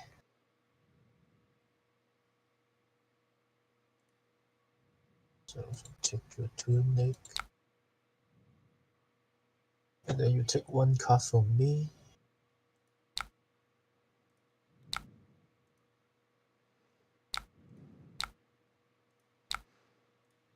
And then you should get it. I mean, I don't see, unless you just get like all reds or something.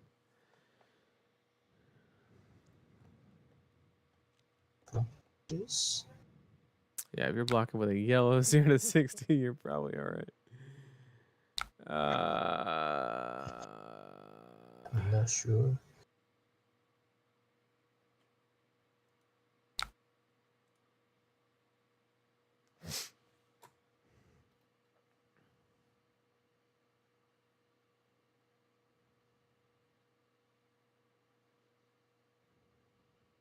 Combusted for 4.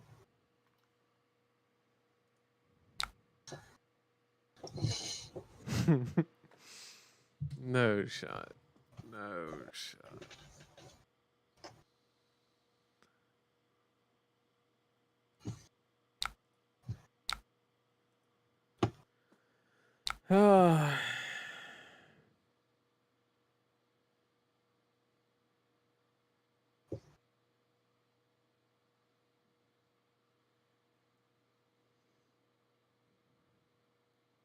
Yeah, I couldn't have lived and casted 3 of a kind was the problem.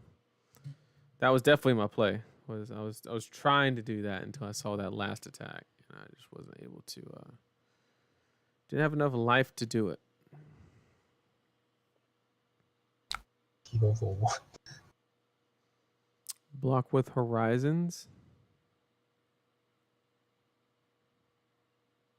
Got 1 card left. But then I would have to block with Tunic. And how do I play the 3 of a kind? It costs 1.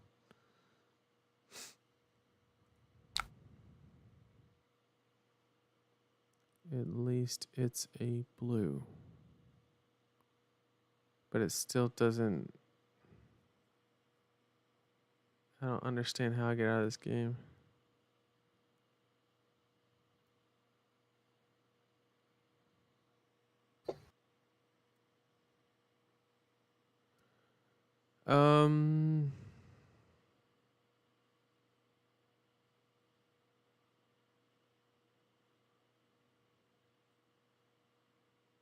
Oh, I have to block with armor here. Duh. I don't even know why I'm thinking. Duh.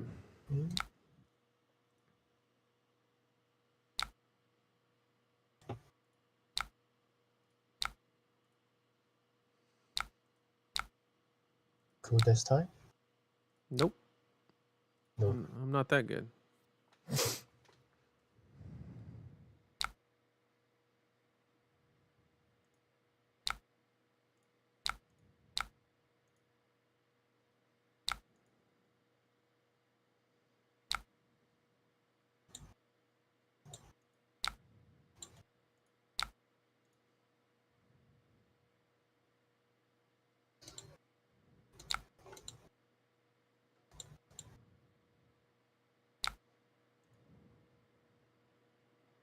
GG. Man. You're killing me, Alan. Like Yeah, okay. but my last deck is very rough. What are you talking about? That's the best one. You saved the best for last. So walk me through that matchup on your end. What was your thought process, and what were you thinking?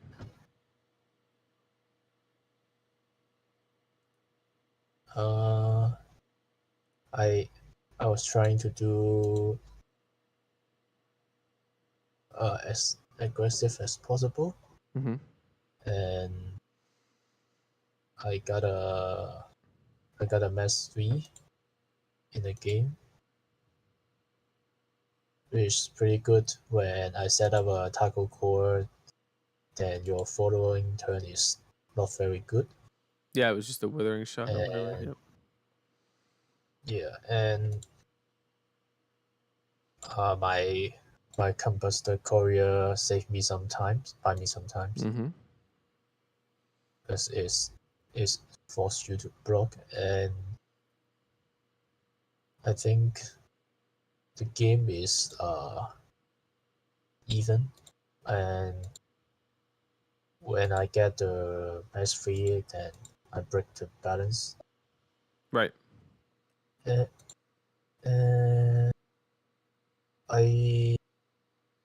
I'm also looking for the T-Bone plan. To get New Horizons. It's very hard. Yeah, and so besides that, there's nothing special about this match. I was afraid that you may have Arctic in this matchup, but I think you didn't bring it, right? Yeah, I didn't bring in the 2. Yeah. That was The Arctic probably is very wrong. good Yeah, against. I think I think I should run it. That's a mistake on my end, but um, yeah, that block on the endless arrow was huge because I had the rain razors and I wasn't able to get any value out of it basically. So that was really massive there. Yeah, the combustibles were huge. Luckily, one of them that you threw at me, I had a brick hand. It was a bunch of blue arrows. And then the turn following, I drew 4 red arrows, 3 of them costing 1. So that's when I threw pitched the red to swing the red withering shot or whatever, which ended up paying off because you had the high octane, but it is what it is. So we can go ahead and queue up the next one. I gotta get I gotta get on the board. Like, we are I struggling. I know what I'm facing this game. Yeah. Oh, we already know. We already know. Yeah, it's very likely. Yeah, I'm gonna go ahead and plug in Icelander and call it a day. Oh, we already know. We already know. And plus, I guaranteed that if Ray is still here, I guaranteed her that I would play one. So this at least guarantees it because we're not doing so hot right now. We are not doing so hot.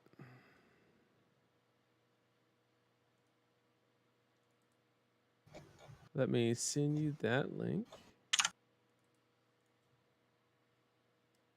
Okay, you should have it. Don't be surprised when you see the hero. Ooh. Okay, so I think we should go here. I will go first. Okay. Mm-hmm. So the only chance I win is through the mountain when you don't have disruption. Yeah. Okay. That's it. So this is the setup. I'm 90% sure.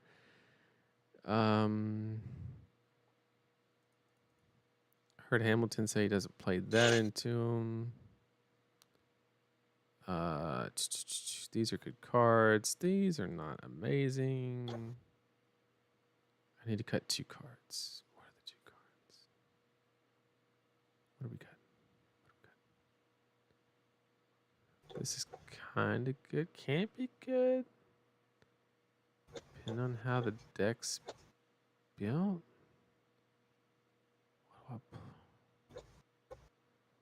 Oh god, I don't know what to take out. I don't know what to take out, chat. Oh no. 2 cards, 2 cards. Is it these? No.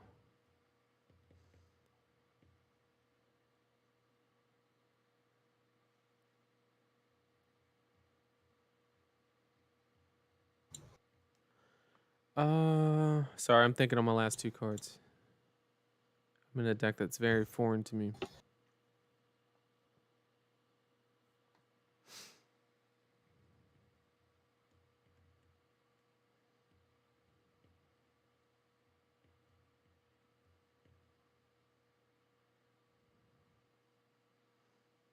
I don't think it's worth playing that into Briar. Problem. So we'll do this setup. And this card's probably not worth.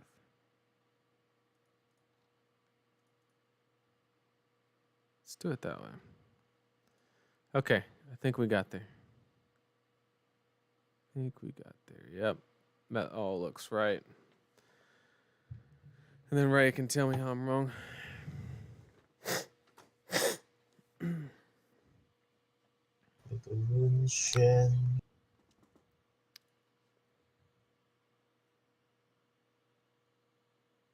You.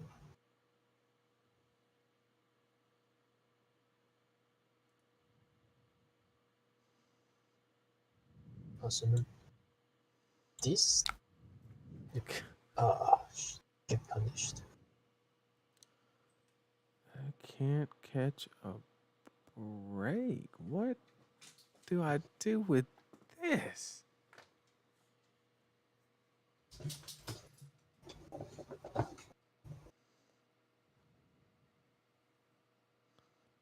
This demands the blue.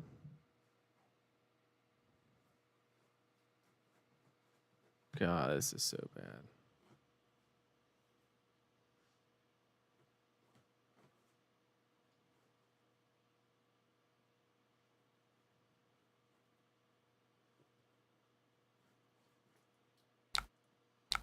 I want to play this, pitching these two and waiting a minute, but I don't know if.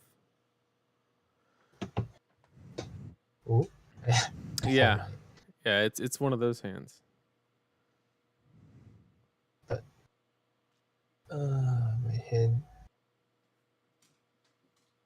Yeah, I thought about this, but like with AB3, don't we have to be cognizant of like the game going along?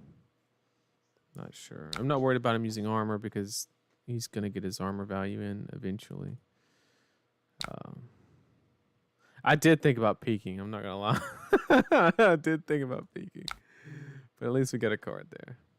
At least we got a card. Okay, there's no reason not jam here.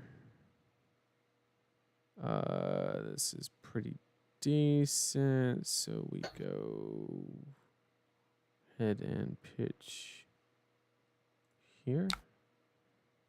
And then we let it resolve.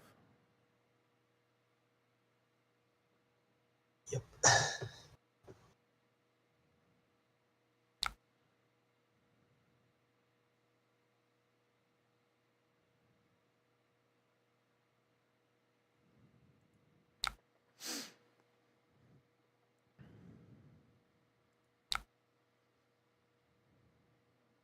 Pick one.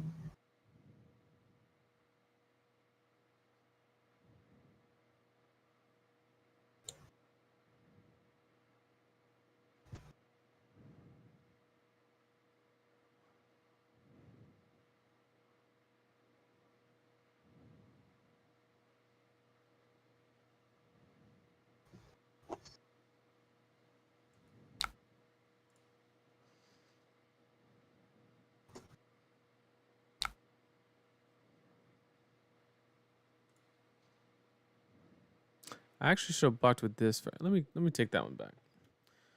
I should block with this to see and filter because right now I don't have a whole lot going on. So I need to. I would like to save this for a snatch, but we need to see what we're doing on our turn.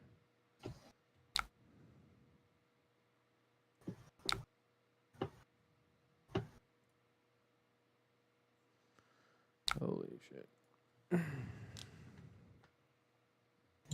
Got two floating. Pitch.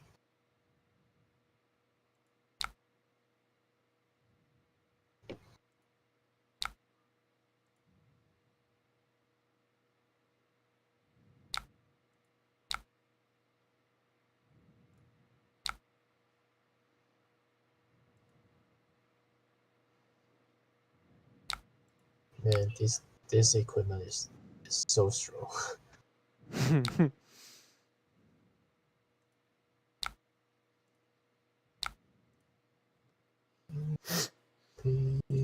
That place was Cold Snap Pigment. I didn't have Cold Snap. I had Polar Blast.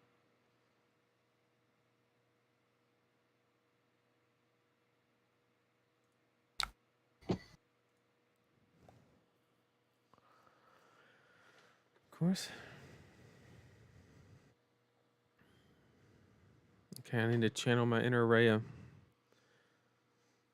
What would Rhea do? Going to play your spoiler card. You're playing a blue out for 1 damage. That tells me this is not the most threatening turn on the world. So I think we're safe to go ahead.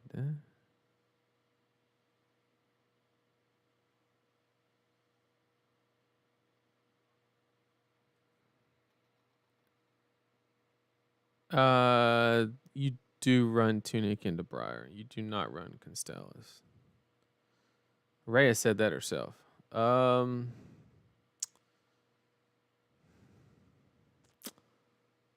I wonder if we actually play it, because I think you have another blue and an attack. You're just trying to go like this into Rabble into Sword Swing.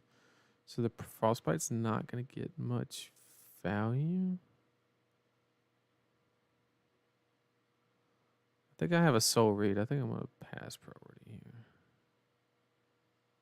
Okay. Rubble. I got on the nose. I got it. Okay. So you hit the red. And then you're going to Sword Swing with a blue after.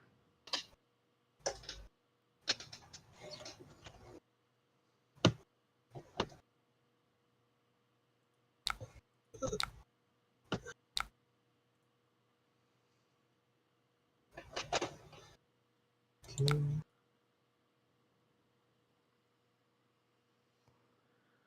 I read it. I read it like a dream. I could play this Earthlord Surge, but it's too risky to do that. Yeah, I would have shut that down. I would have shut that down good. If you're a CLF, then this game is over. Okay, then my armors. This. We denied the embodiment, so he gets less block out of that one, which is ideal.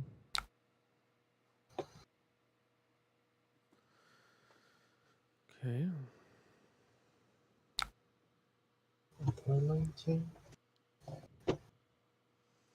This man always has it.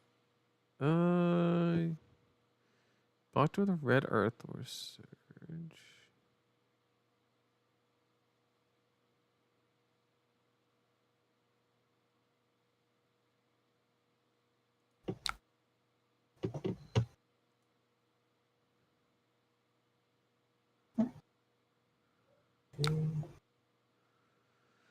False. Oh yeah, we're gonna. I almost clicked.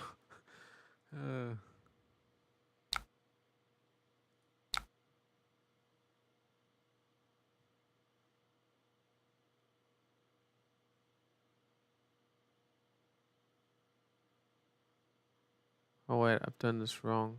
I'm realizing my mistake before it resolves.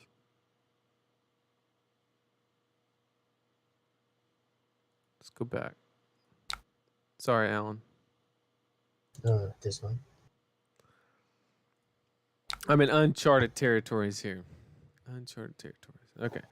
So what we do is we take Tunic counter here. Blast here.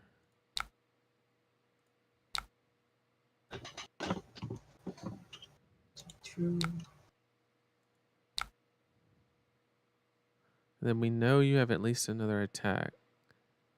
So you took the 2.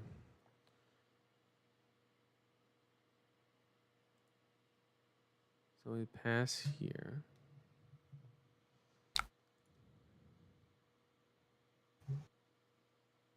At least I don't have to go. I don't have to gamble with this. Hmm.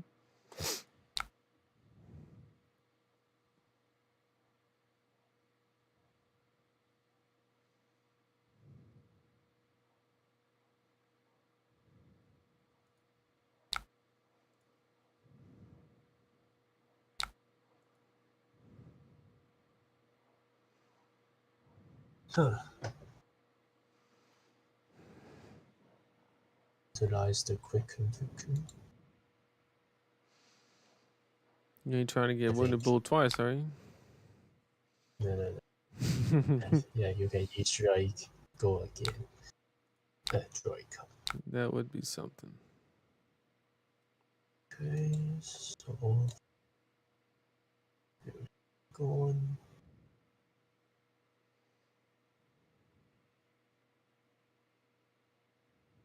Be patient.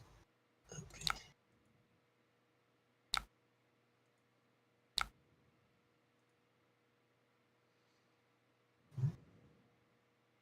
No response to the. Oh, I have my settings turned off, but no, you're good. Let me change my settings.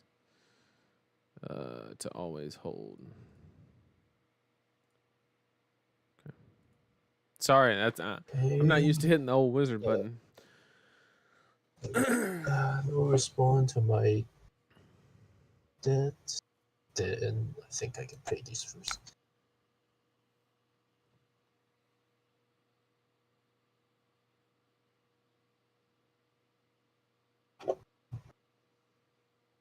Hmm.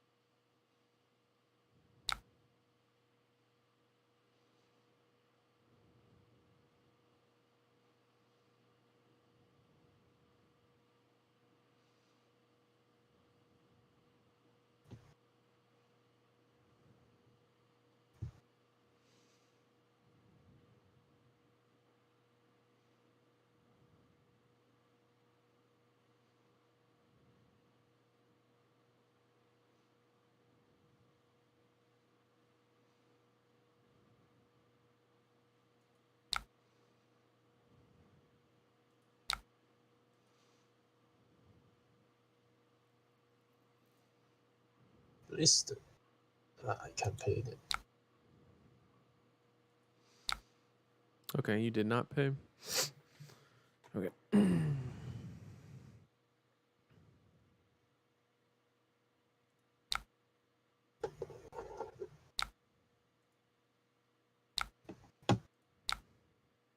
It feels dirty being on this side of the equation.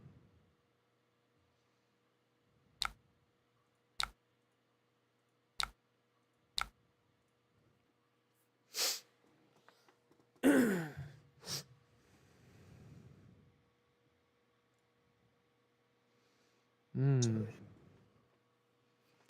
The old not friendly embodiment hand. No change to the arsenal. Right. Yeah.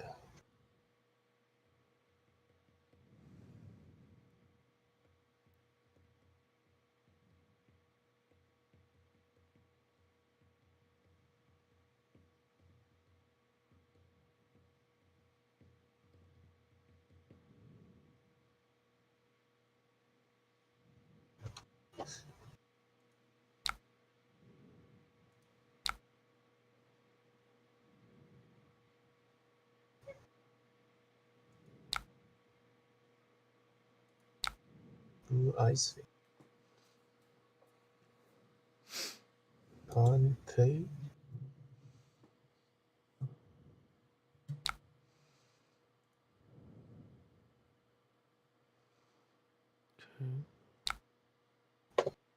Cooks.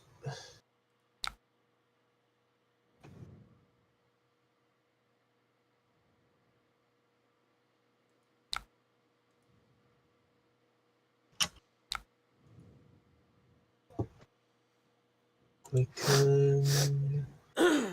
Quicken.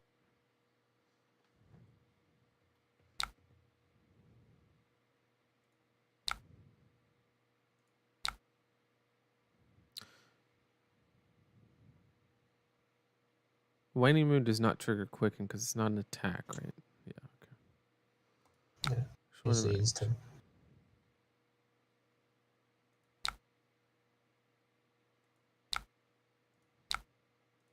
Polar blast. Yep.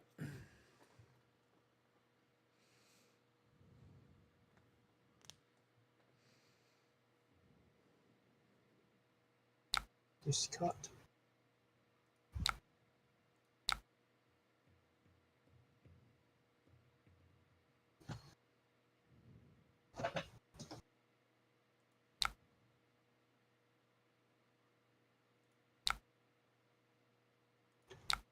Oh, this game is not looking good. I believe in you.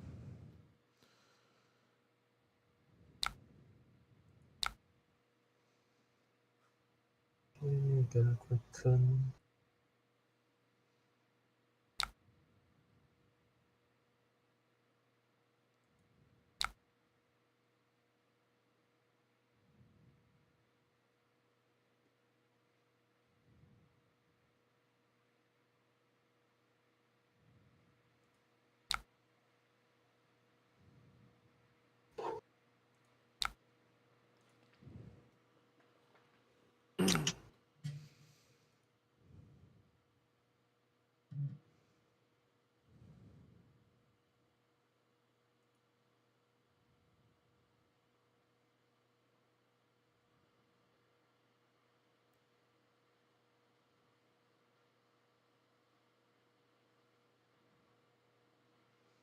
Oh, that's a good point, pitch stack.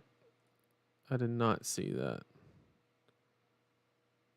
Yeah, you're 100% right. That is the play because I mean, I guess he's trading this for three. Yeah, I like yours. Is it on you, Alan, or is it on me? Oh, yeah, I just. Okay, sorry. You get a quicken, so of course I get a quicken. I can lie this way. Yep. Nice.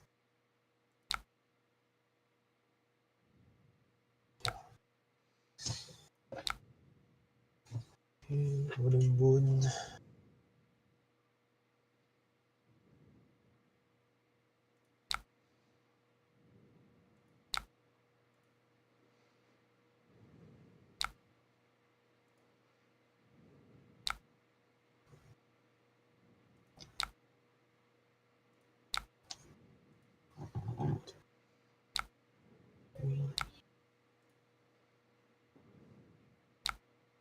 Two.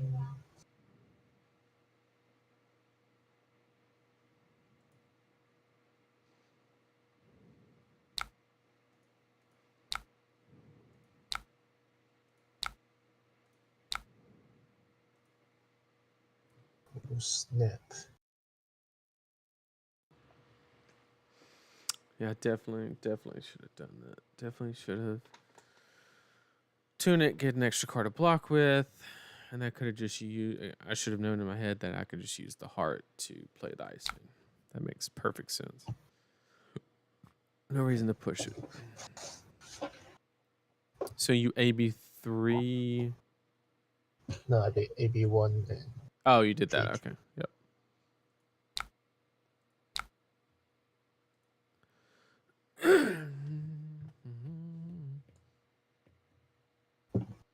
Wait, you had an embodiment, didn't you? Yeah. Yes. Wanted to Okay. respond. You didn't give me a window. Maybe you have to press the full control. The Yeah. hand Yeah. in the right corner. I have it. Pushed. There it goes.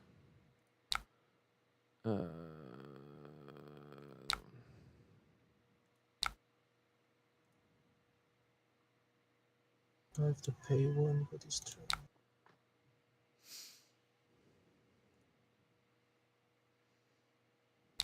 This one. Here is strike. Draw a card.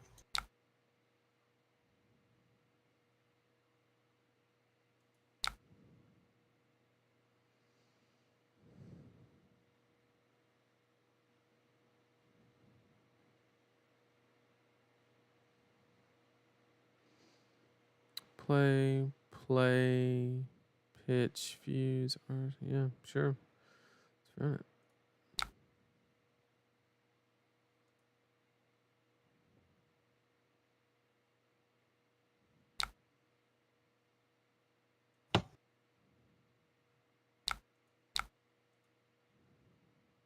Whoa.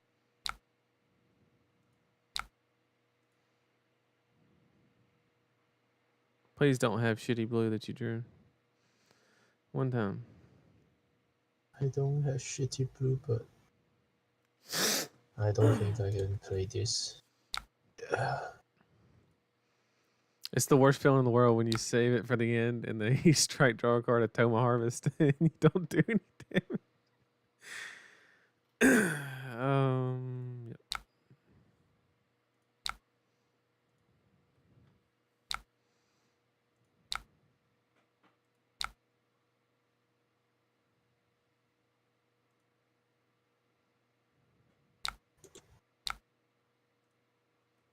Okay. Leather and body of earth do things. There you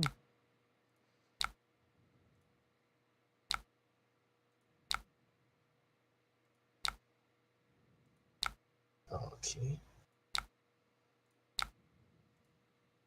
The hell.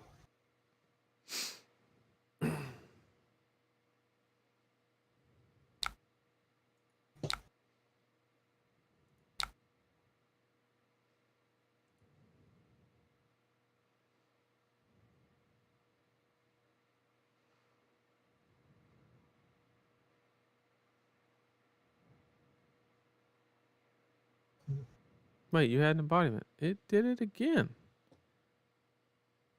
Sorry. On a 2-card hand, I can't just let you play a red 0 for an arsenal. Can't let you do that.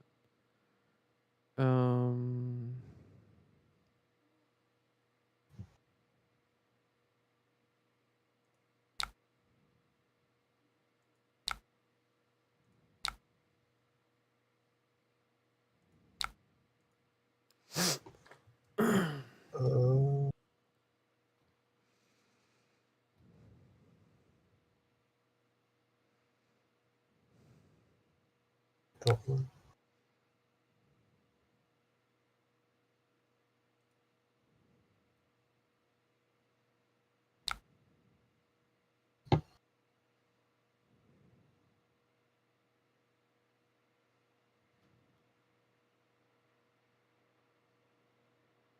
Oh, I'm clicking too fast is the problem.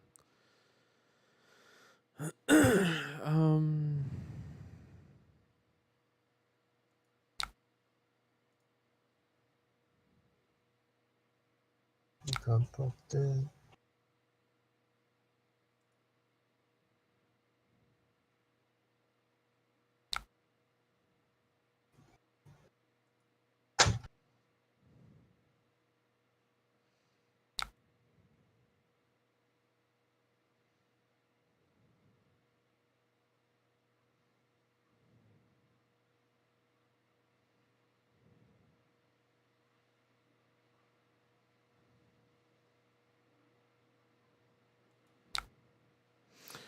I know I'm doing this. Do we... This. What's the value of holding this? Not a lot, so I think we do that. I think.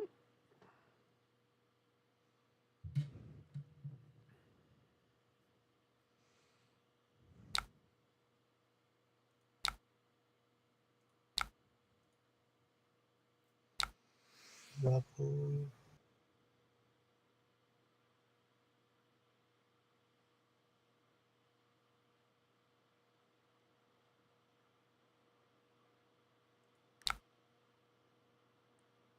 Strike.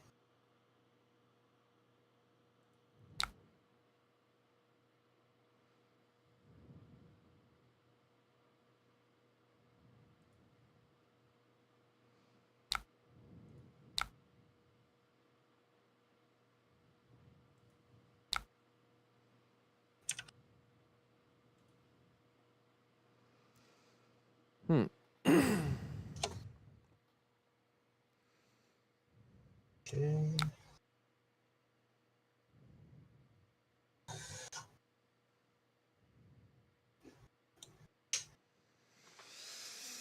So Oh, I don't know what to do here.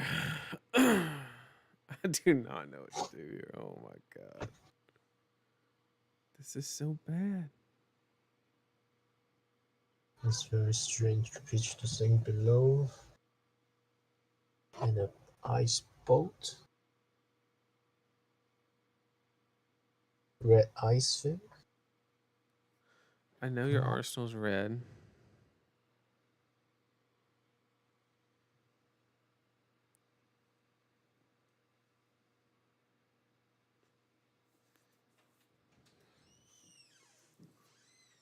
I have to slow you down though. Like I'm at 7 is the problem.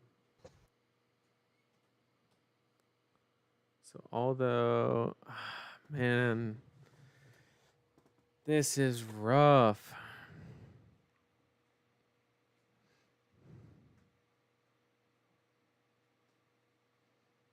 I know the arsenal's red. You discarded on the. Ah, yeah. Yes. It can be CLF as well. Okay. Oh, I don't know what to do. I don't know if this is wrong, but we're we're going with it.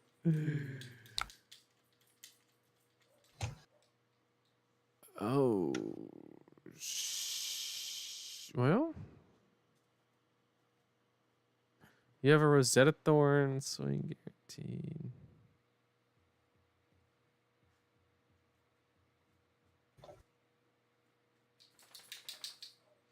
You got rid of the blue in your hand. I think we have to jam it now. Oh, I don't know. I don't know what to do. Oh, where's Rhea? We need her.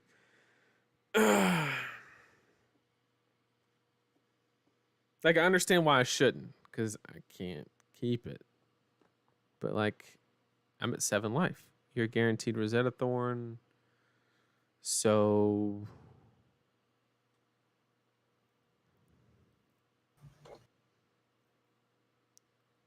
What's the chances you draw an attack in Rosetta that produces... My top is East, right? As I use. Yeah, East Strike. So East Strike would get the whole hand if we would have jammed it.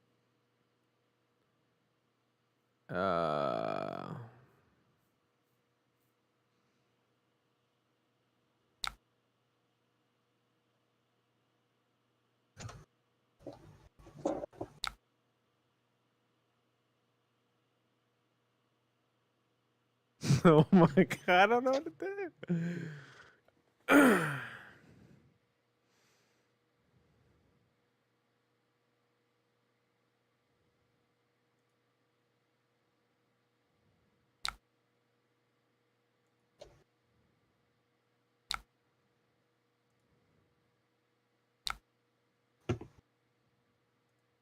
Okay.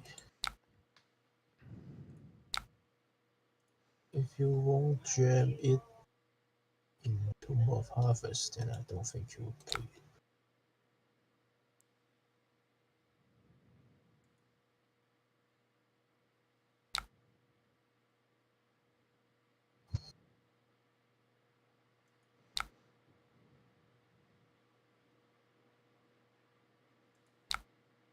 That may be 2, right? Yeah, okay. Double check that.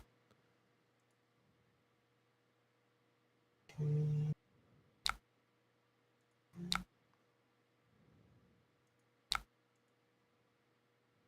Not sure if 3 at least damage. I don't get.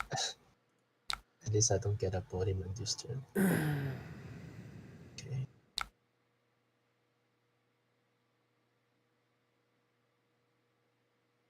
Oh yeah, that's a good point. The embodiment's so important. No. I just think, unfortunately. Yep.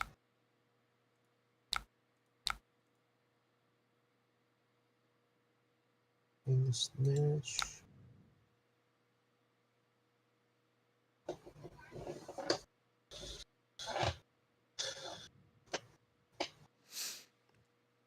Okay, we got to think here.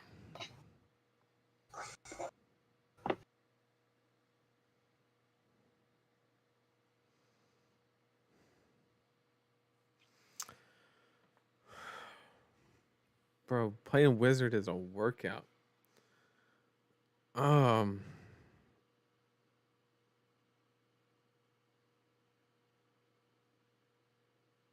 Okay. So I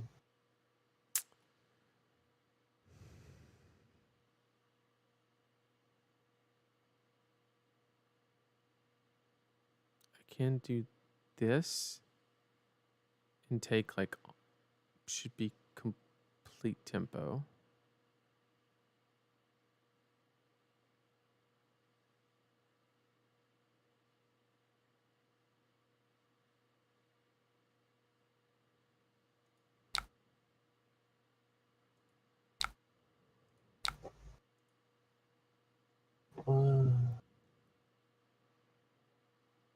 I can't be greedy, right? I can't be greedy. Okay.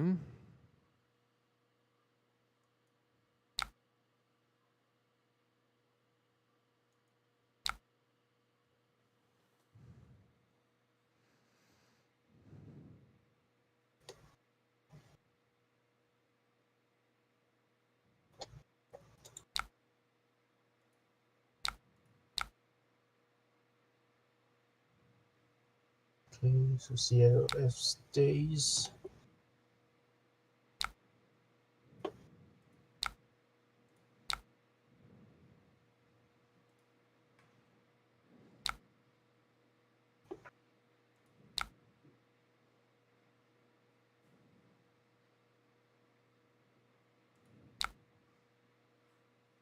Okay, and this other CLF is gone.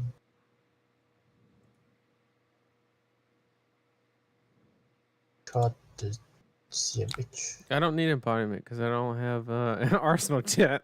I don't need a window. Okay, snitch. Hey, you pushed a red. Okay. This is good. This is okay. We're back in it. Back in it, chat.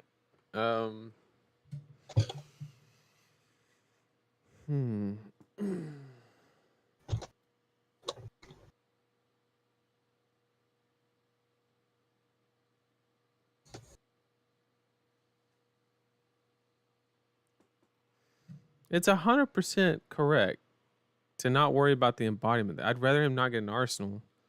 I don't have an arsenal, so I don't need I don't need the window. What do you mean, chat? They were giving me flack about on the E strike. I should have like let you get the embodiment so I get a response window, but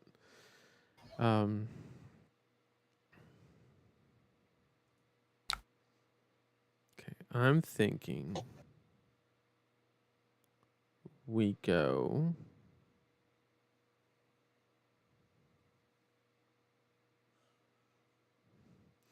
I know we're going this into this. I don't know whether we're arsenaling this or this. Which one's better? The snaps, we're definitely playing this. This brick. I guess the damage is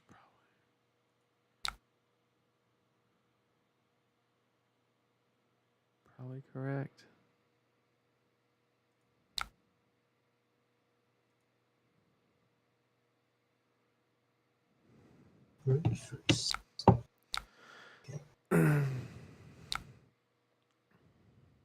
Awesome. Just.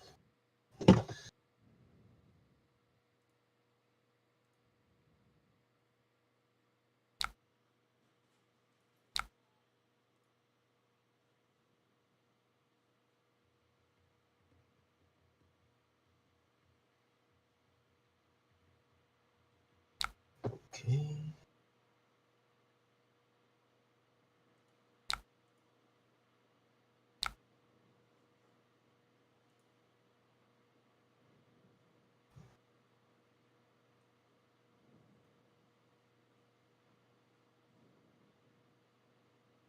This should be super effective.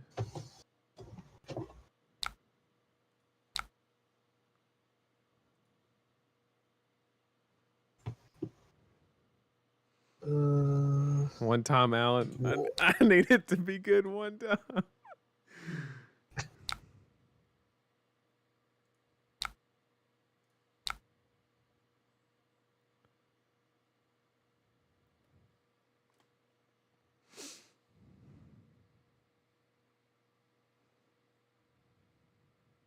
You choose peace. Peace means I can play non-text, right? Like, Yeah. okay. At least you don't have East West.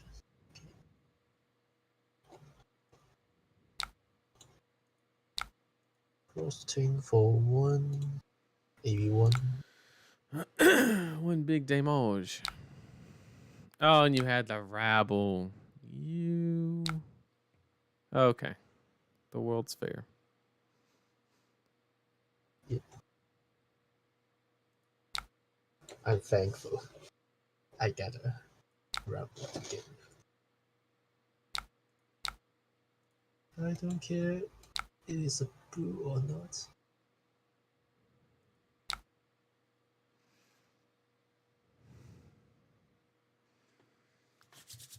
Oh, I don't know what to do. Oh, it's so tense. Okay.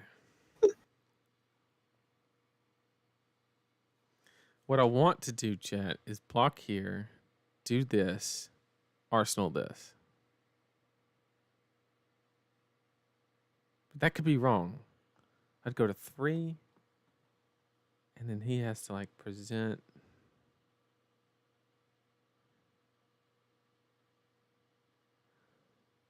He already has a card. I don't mind. I guess on my turn doing this, fusing this, so we could. I can't do damage is the problem. I guess I could do damage now, I guess.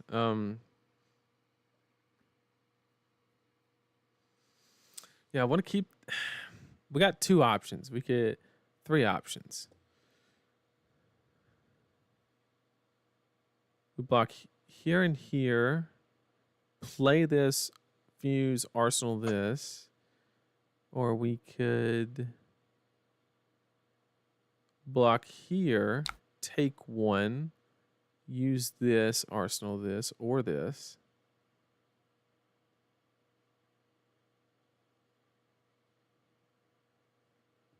Oh, is that Pierre? Pierre in the chat? The Icelander? He says block 2 cards. Really?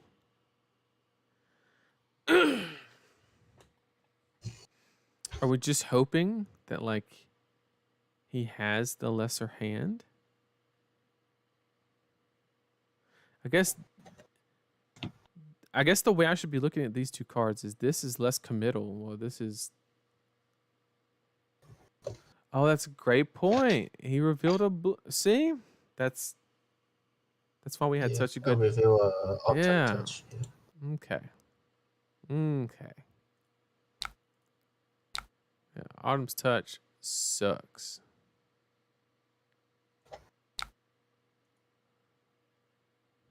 When in doubt, listen to Pierre. The last COF is gone. Okay.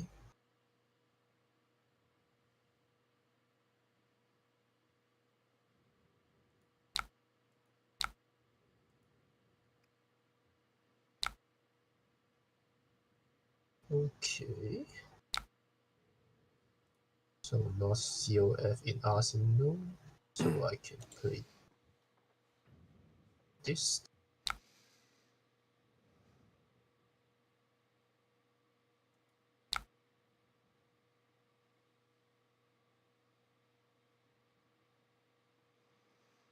Oh no.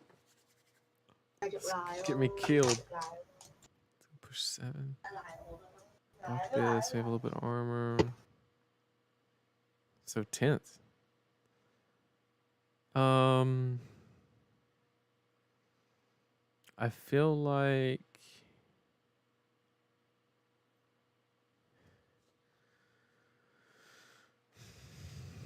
I don't know which one to get rid of because like this has the higher end payoff, but like I just die.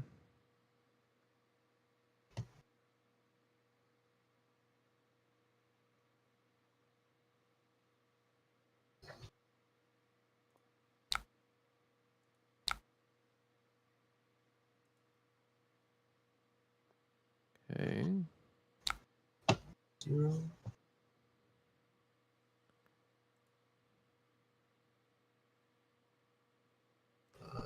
Only one place to display, so I will pay for this.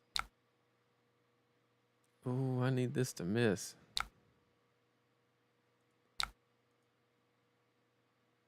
Okay. Oh, ooh. Ooh. God.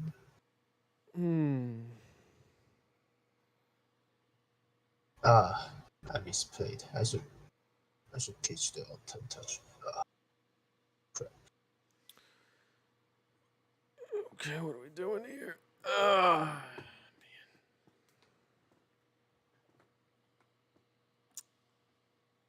What are we doing here?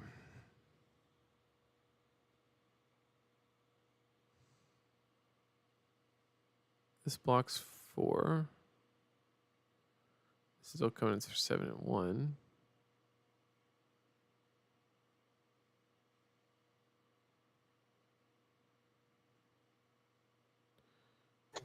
Oh, but I know what this is, and you can actually pay that.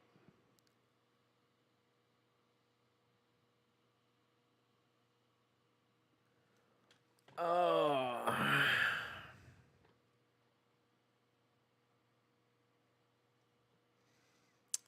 Maybe.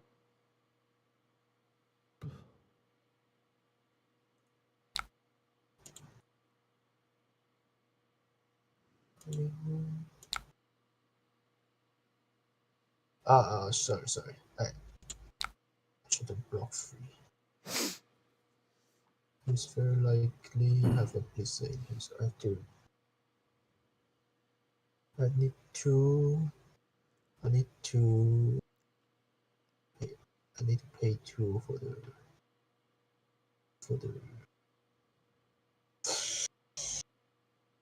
yeah, so I can only block.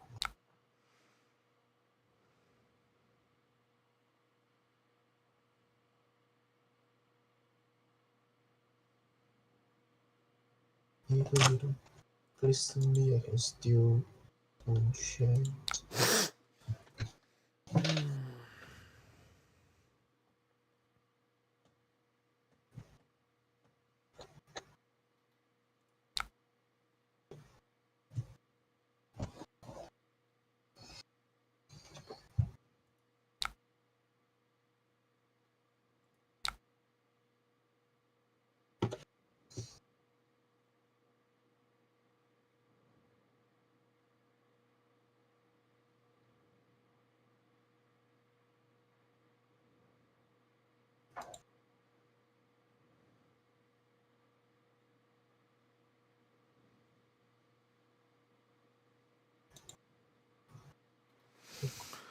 I'm at 3, so I actually can't do this line. I need to. What is happening, man?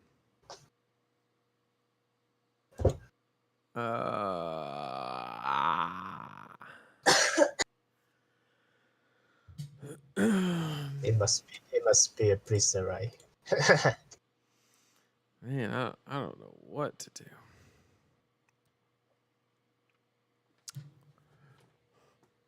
Okay.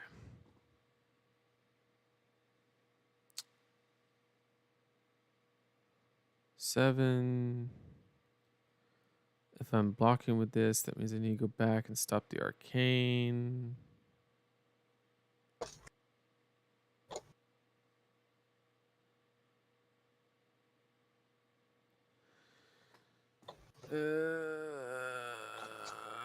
All right, we're gonna go back. I'm gonna stop the arcane damage. Sorry.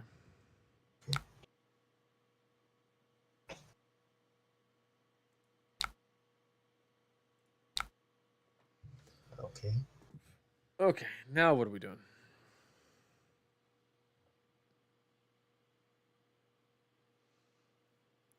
I know you have a blue Autumn's Touch in your hand. So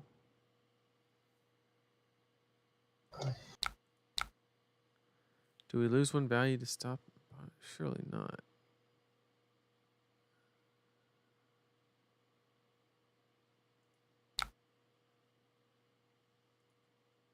Surely not.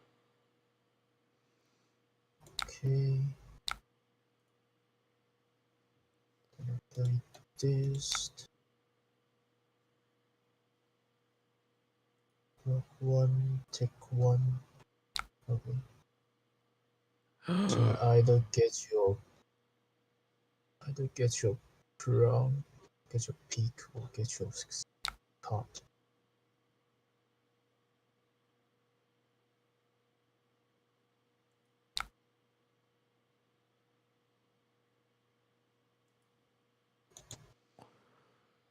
Oh man, this match is stressful, boy.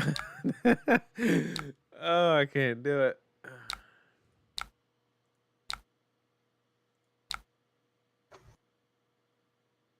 Okay. Whew. Okay, let's go. Come on. So I have to win one game. Jeez. I gotta get one. If I lose this match, chat, you guys are the winners. You guys get to wind down early. Because I got reamed 3 games in a row. don't think. Oh, Pierre. Top deck the Blizzard. What a madman. Got me good that way. Got me good.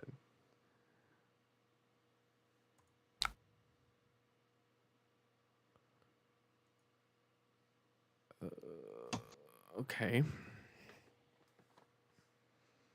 Here's 0. Please miss. No. It was Well, swarming, depend on what you have. Could be bad.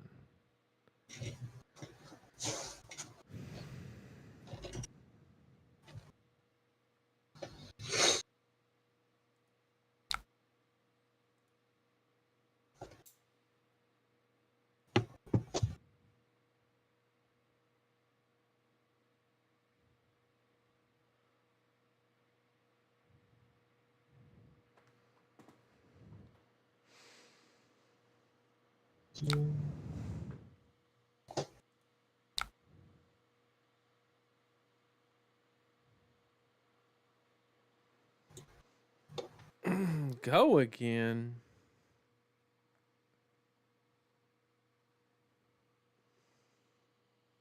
Think. There's a line here. There's a line here. Go here.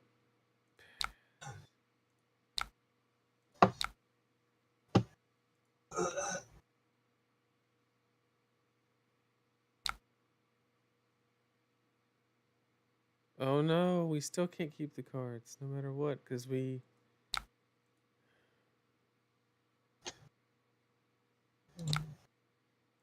Okay, it didn't matter anyway, because we're gonna have to pitch regardless. Okay, so our out here is Briar Bricking. Let's let her do her thing. Let's.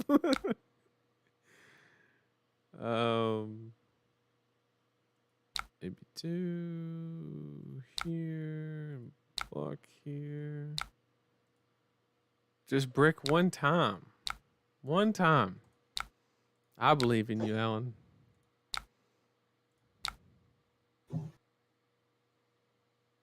okay. 4 red attacks with no go again. In your hand right now. That is the opposite.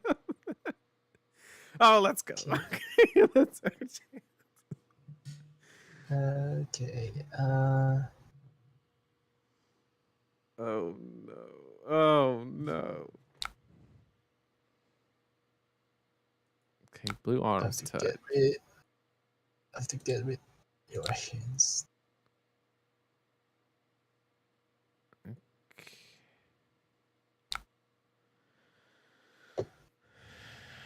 Oh, this Okay. is get through your hands. Okay. Yeah. Oh wait, you did. I can't. Oh, I think I could play a little bit safer for not playing that sonata. That didn't die to. Wait, can I kill here? Hang on. Let me do my wizard math real quick. Let's go back to the end turn, or beginning of turn. I need to think at that spot. Okay, so you did the sonata, miss, and then you played that. And I need to do math.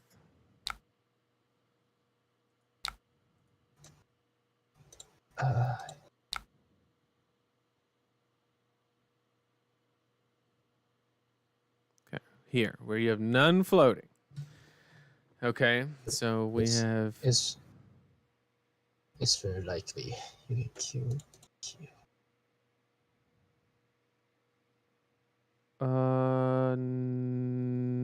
Negative. I'm 1 off. Right? Because this is 4, 3, 7. That's 8. Okay.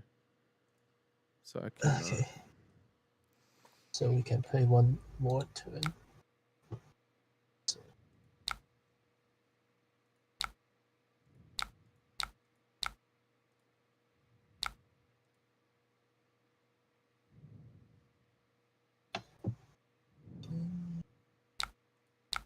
Oh, very close. Yeah, it's pretty close. Okay. +2. +2. Oh, Lord. Mention. Oh, wait. I can't do it. Sorry. I have to play safe. Why? Why? Gone. Oh. Okay, I'm back.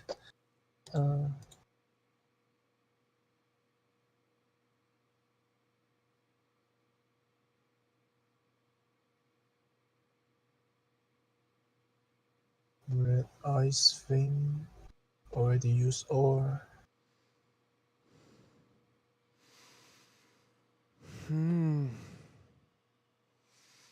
Can't Striders before. Okay, so it's basically the same thing as 4. We have exact, but then you get me there. So...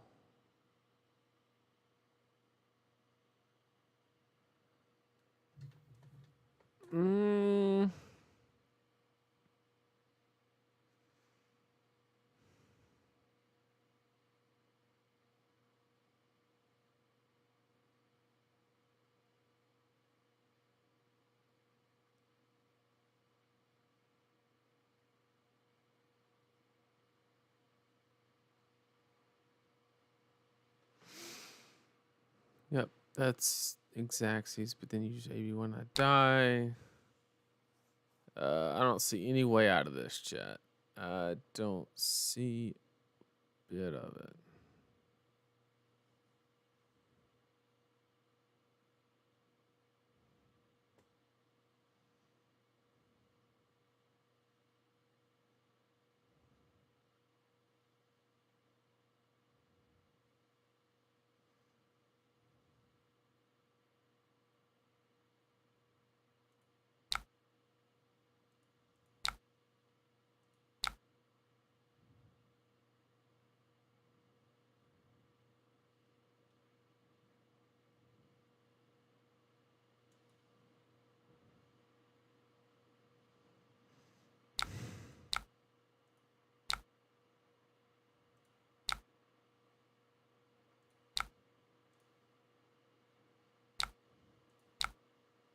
Okay.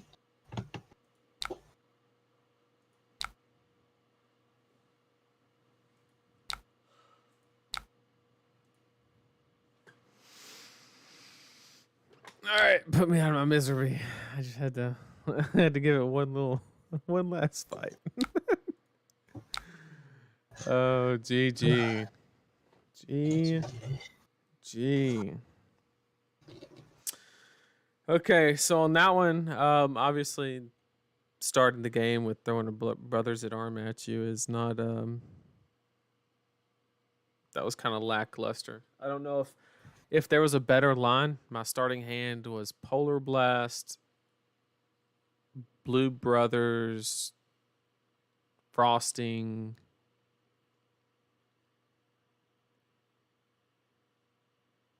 It was yeah. I don't know what else it was. I think if that's the case, then the throwing the brother's arm is the best choice.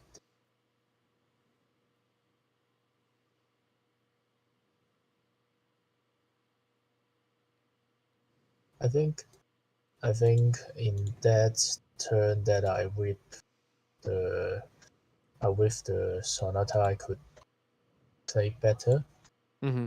because you use all your red ice thing, so your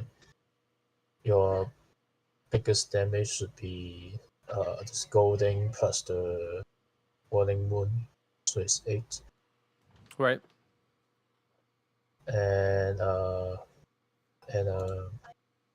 Rumble Spark per se feels the Autumn Touch can get rid of your hand. I don't have to be I should be more patient, because if you get the scolding this turn, then you will get me killed. Right. Yeah, I had the blue ice bolt, which was one short, so I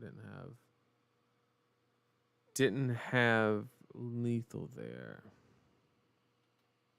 I think we both could have played a little bit tighter, you in that spot, and then me. There was one turn where chat caught it. I should have just tunic countered into Polar Blast and then just blocked more damage instead of doing the pitch blue waning moon idea. So totally agree with that one. But very well played. This was way shorter than I was expecting. I'll admit you that. So just a quick recap: we both banned each other's Dromai, and then my Lexi ran into his Bravo. He recognized early wasn't going to be able to fatigue me. Pivoted to a more aggressive strategy, which was, a lot easier because I started at 32 due to a crippling crush. But he recognized right away that the fatigue was not going to happen due to our early draw on Remembrance and then dash into Lexi. I don't think anything particular happened. You max feed, but it was just a pretty average game. And then you just saw the Icelander one. So had a lot of fun.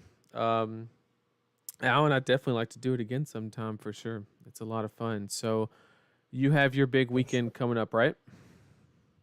Yeah, I'm going to the Battle Hut in Hong Kong this weekend. Okay. Did you want to talk about it any, or you want to keep it on the low for right now? Up to you.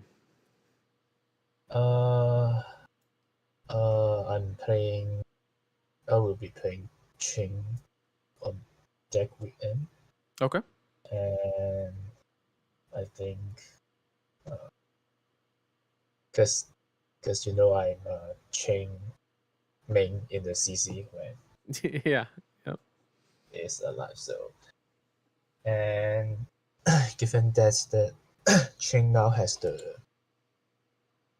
boots, Mm-hmm. the Dance of the Darkness, which amazingly help the Wizard matchup. So I think Ching is in pretty good shape right now. Although Warmonger hurts him a lot, Mm-hmm. but since he can't shackle the turn, so you can easier to abuse your pitch deck in a second. Okay.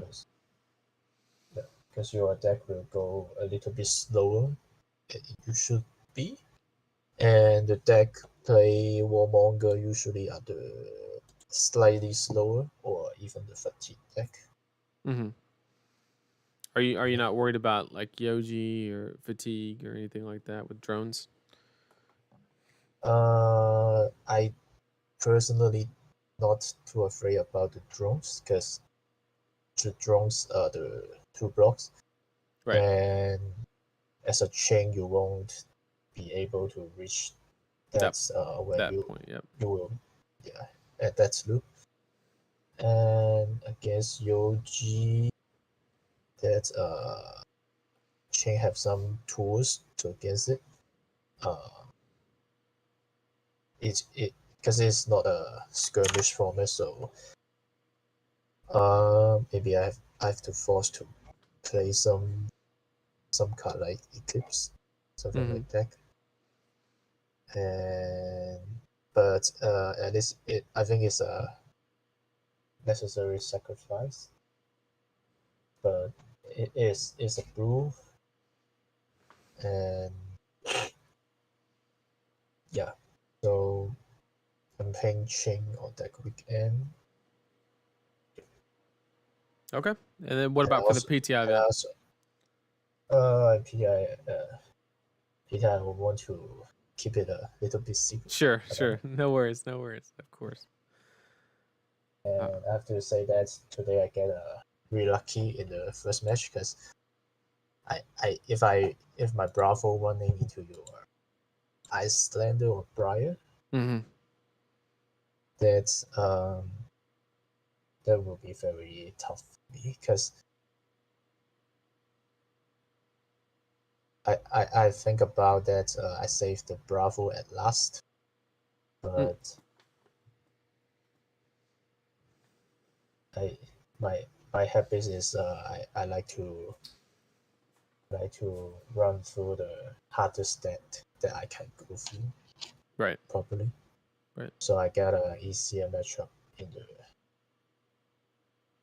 if I won, I got a easier match. If I didn't, then I can still save it for the a later game or the last game. Mm-hmm. Okay. So I think Absolutely. that's all for today. Yeah, thanks for the game. Absolutely. Thank you as well. I'm gonna close out the stream, but take care and we'll do it again sometime. All right, Alan? Yeah, sure. All right, take care. All right, chat. So that was the Conquest match. We got destroyed, but that's okay. We had fun doing it. Very interesting match. One thing that I really took away from it was the dash game. That it was just, I don't know, didn't really have a lot of takeaway there. But there might be a lot of like validity behind taking Bravo into Lexi with a more aggressive strategy, is because everybody has to like assume you're on some type of fatigue strategy. I don't know. It's got my wheels turning, uh, as a possible avenue. Because also being Bravo, you don't particularly worry about Dromod too much, but yeah, just an interesting thing to think about.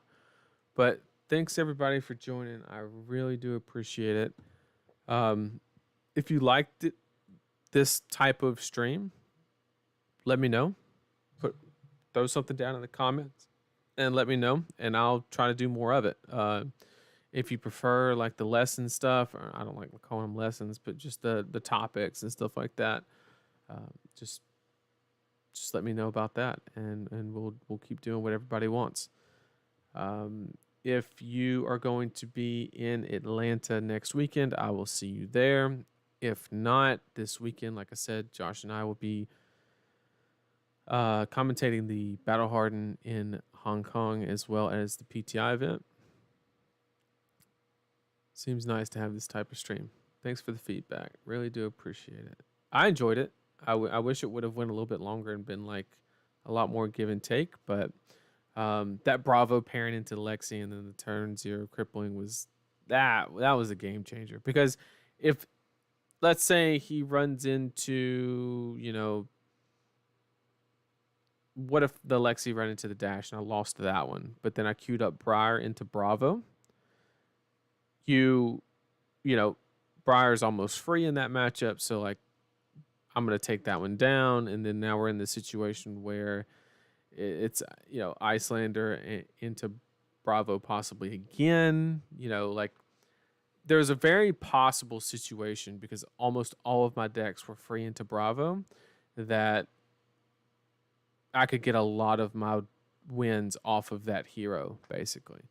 But he secured the win off the rip on the perfect hero. But that's like what's neat about the Conquest format, right? Is there's a lot of those intricacies there, and I really enjoy it. So hopefully I'll see a lot of you this weekend during the commentary for the events in HK. And if not, take care, everybody. Thanks for joining me.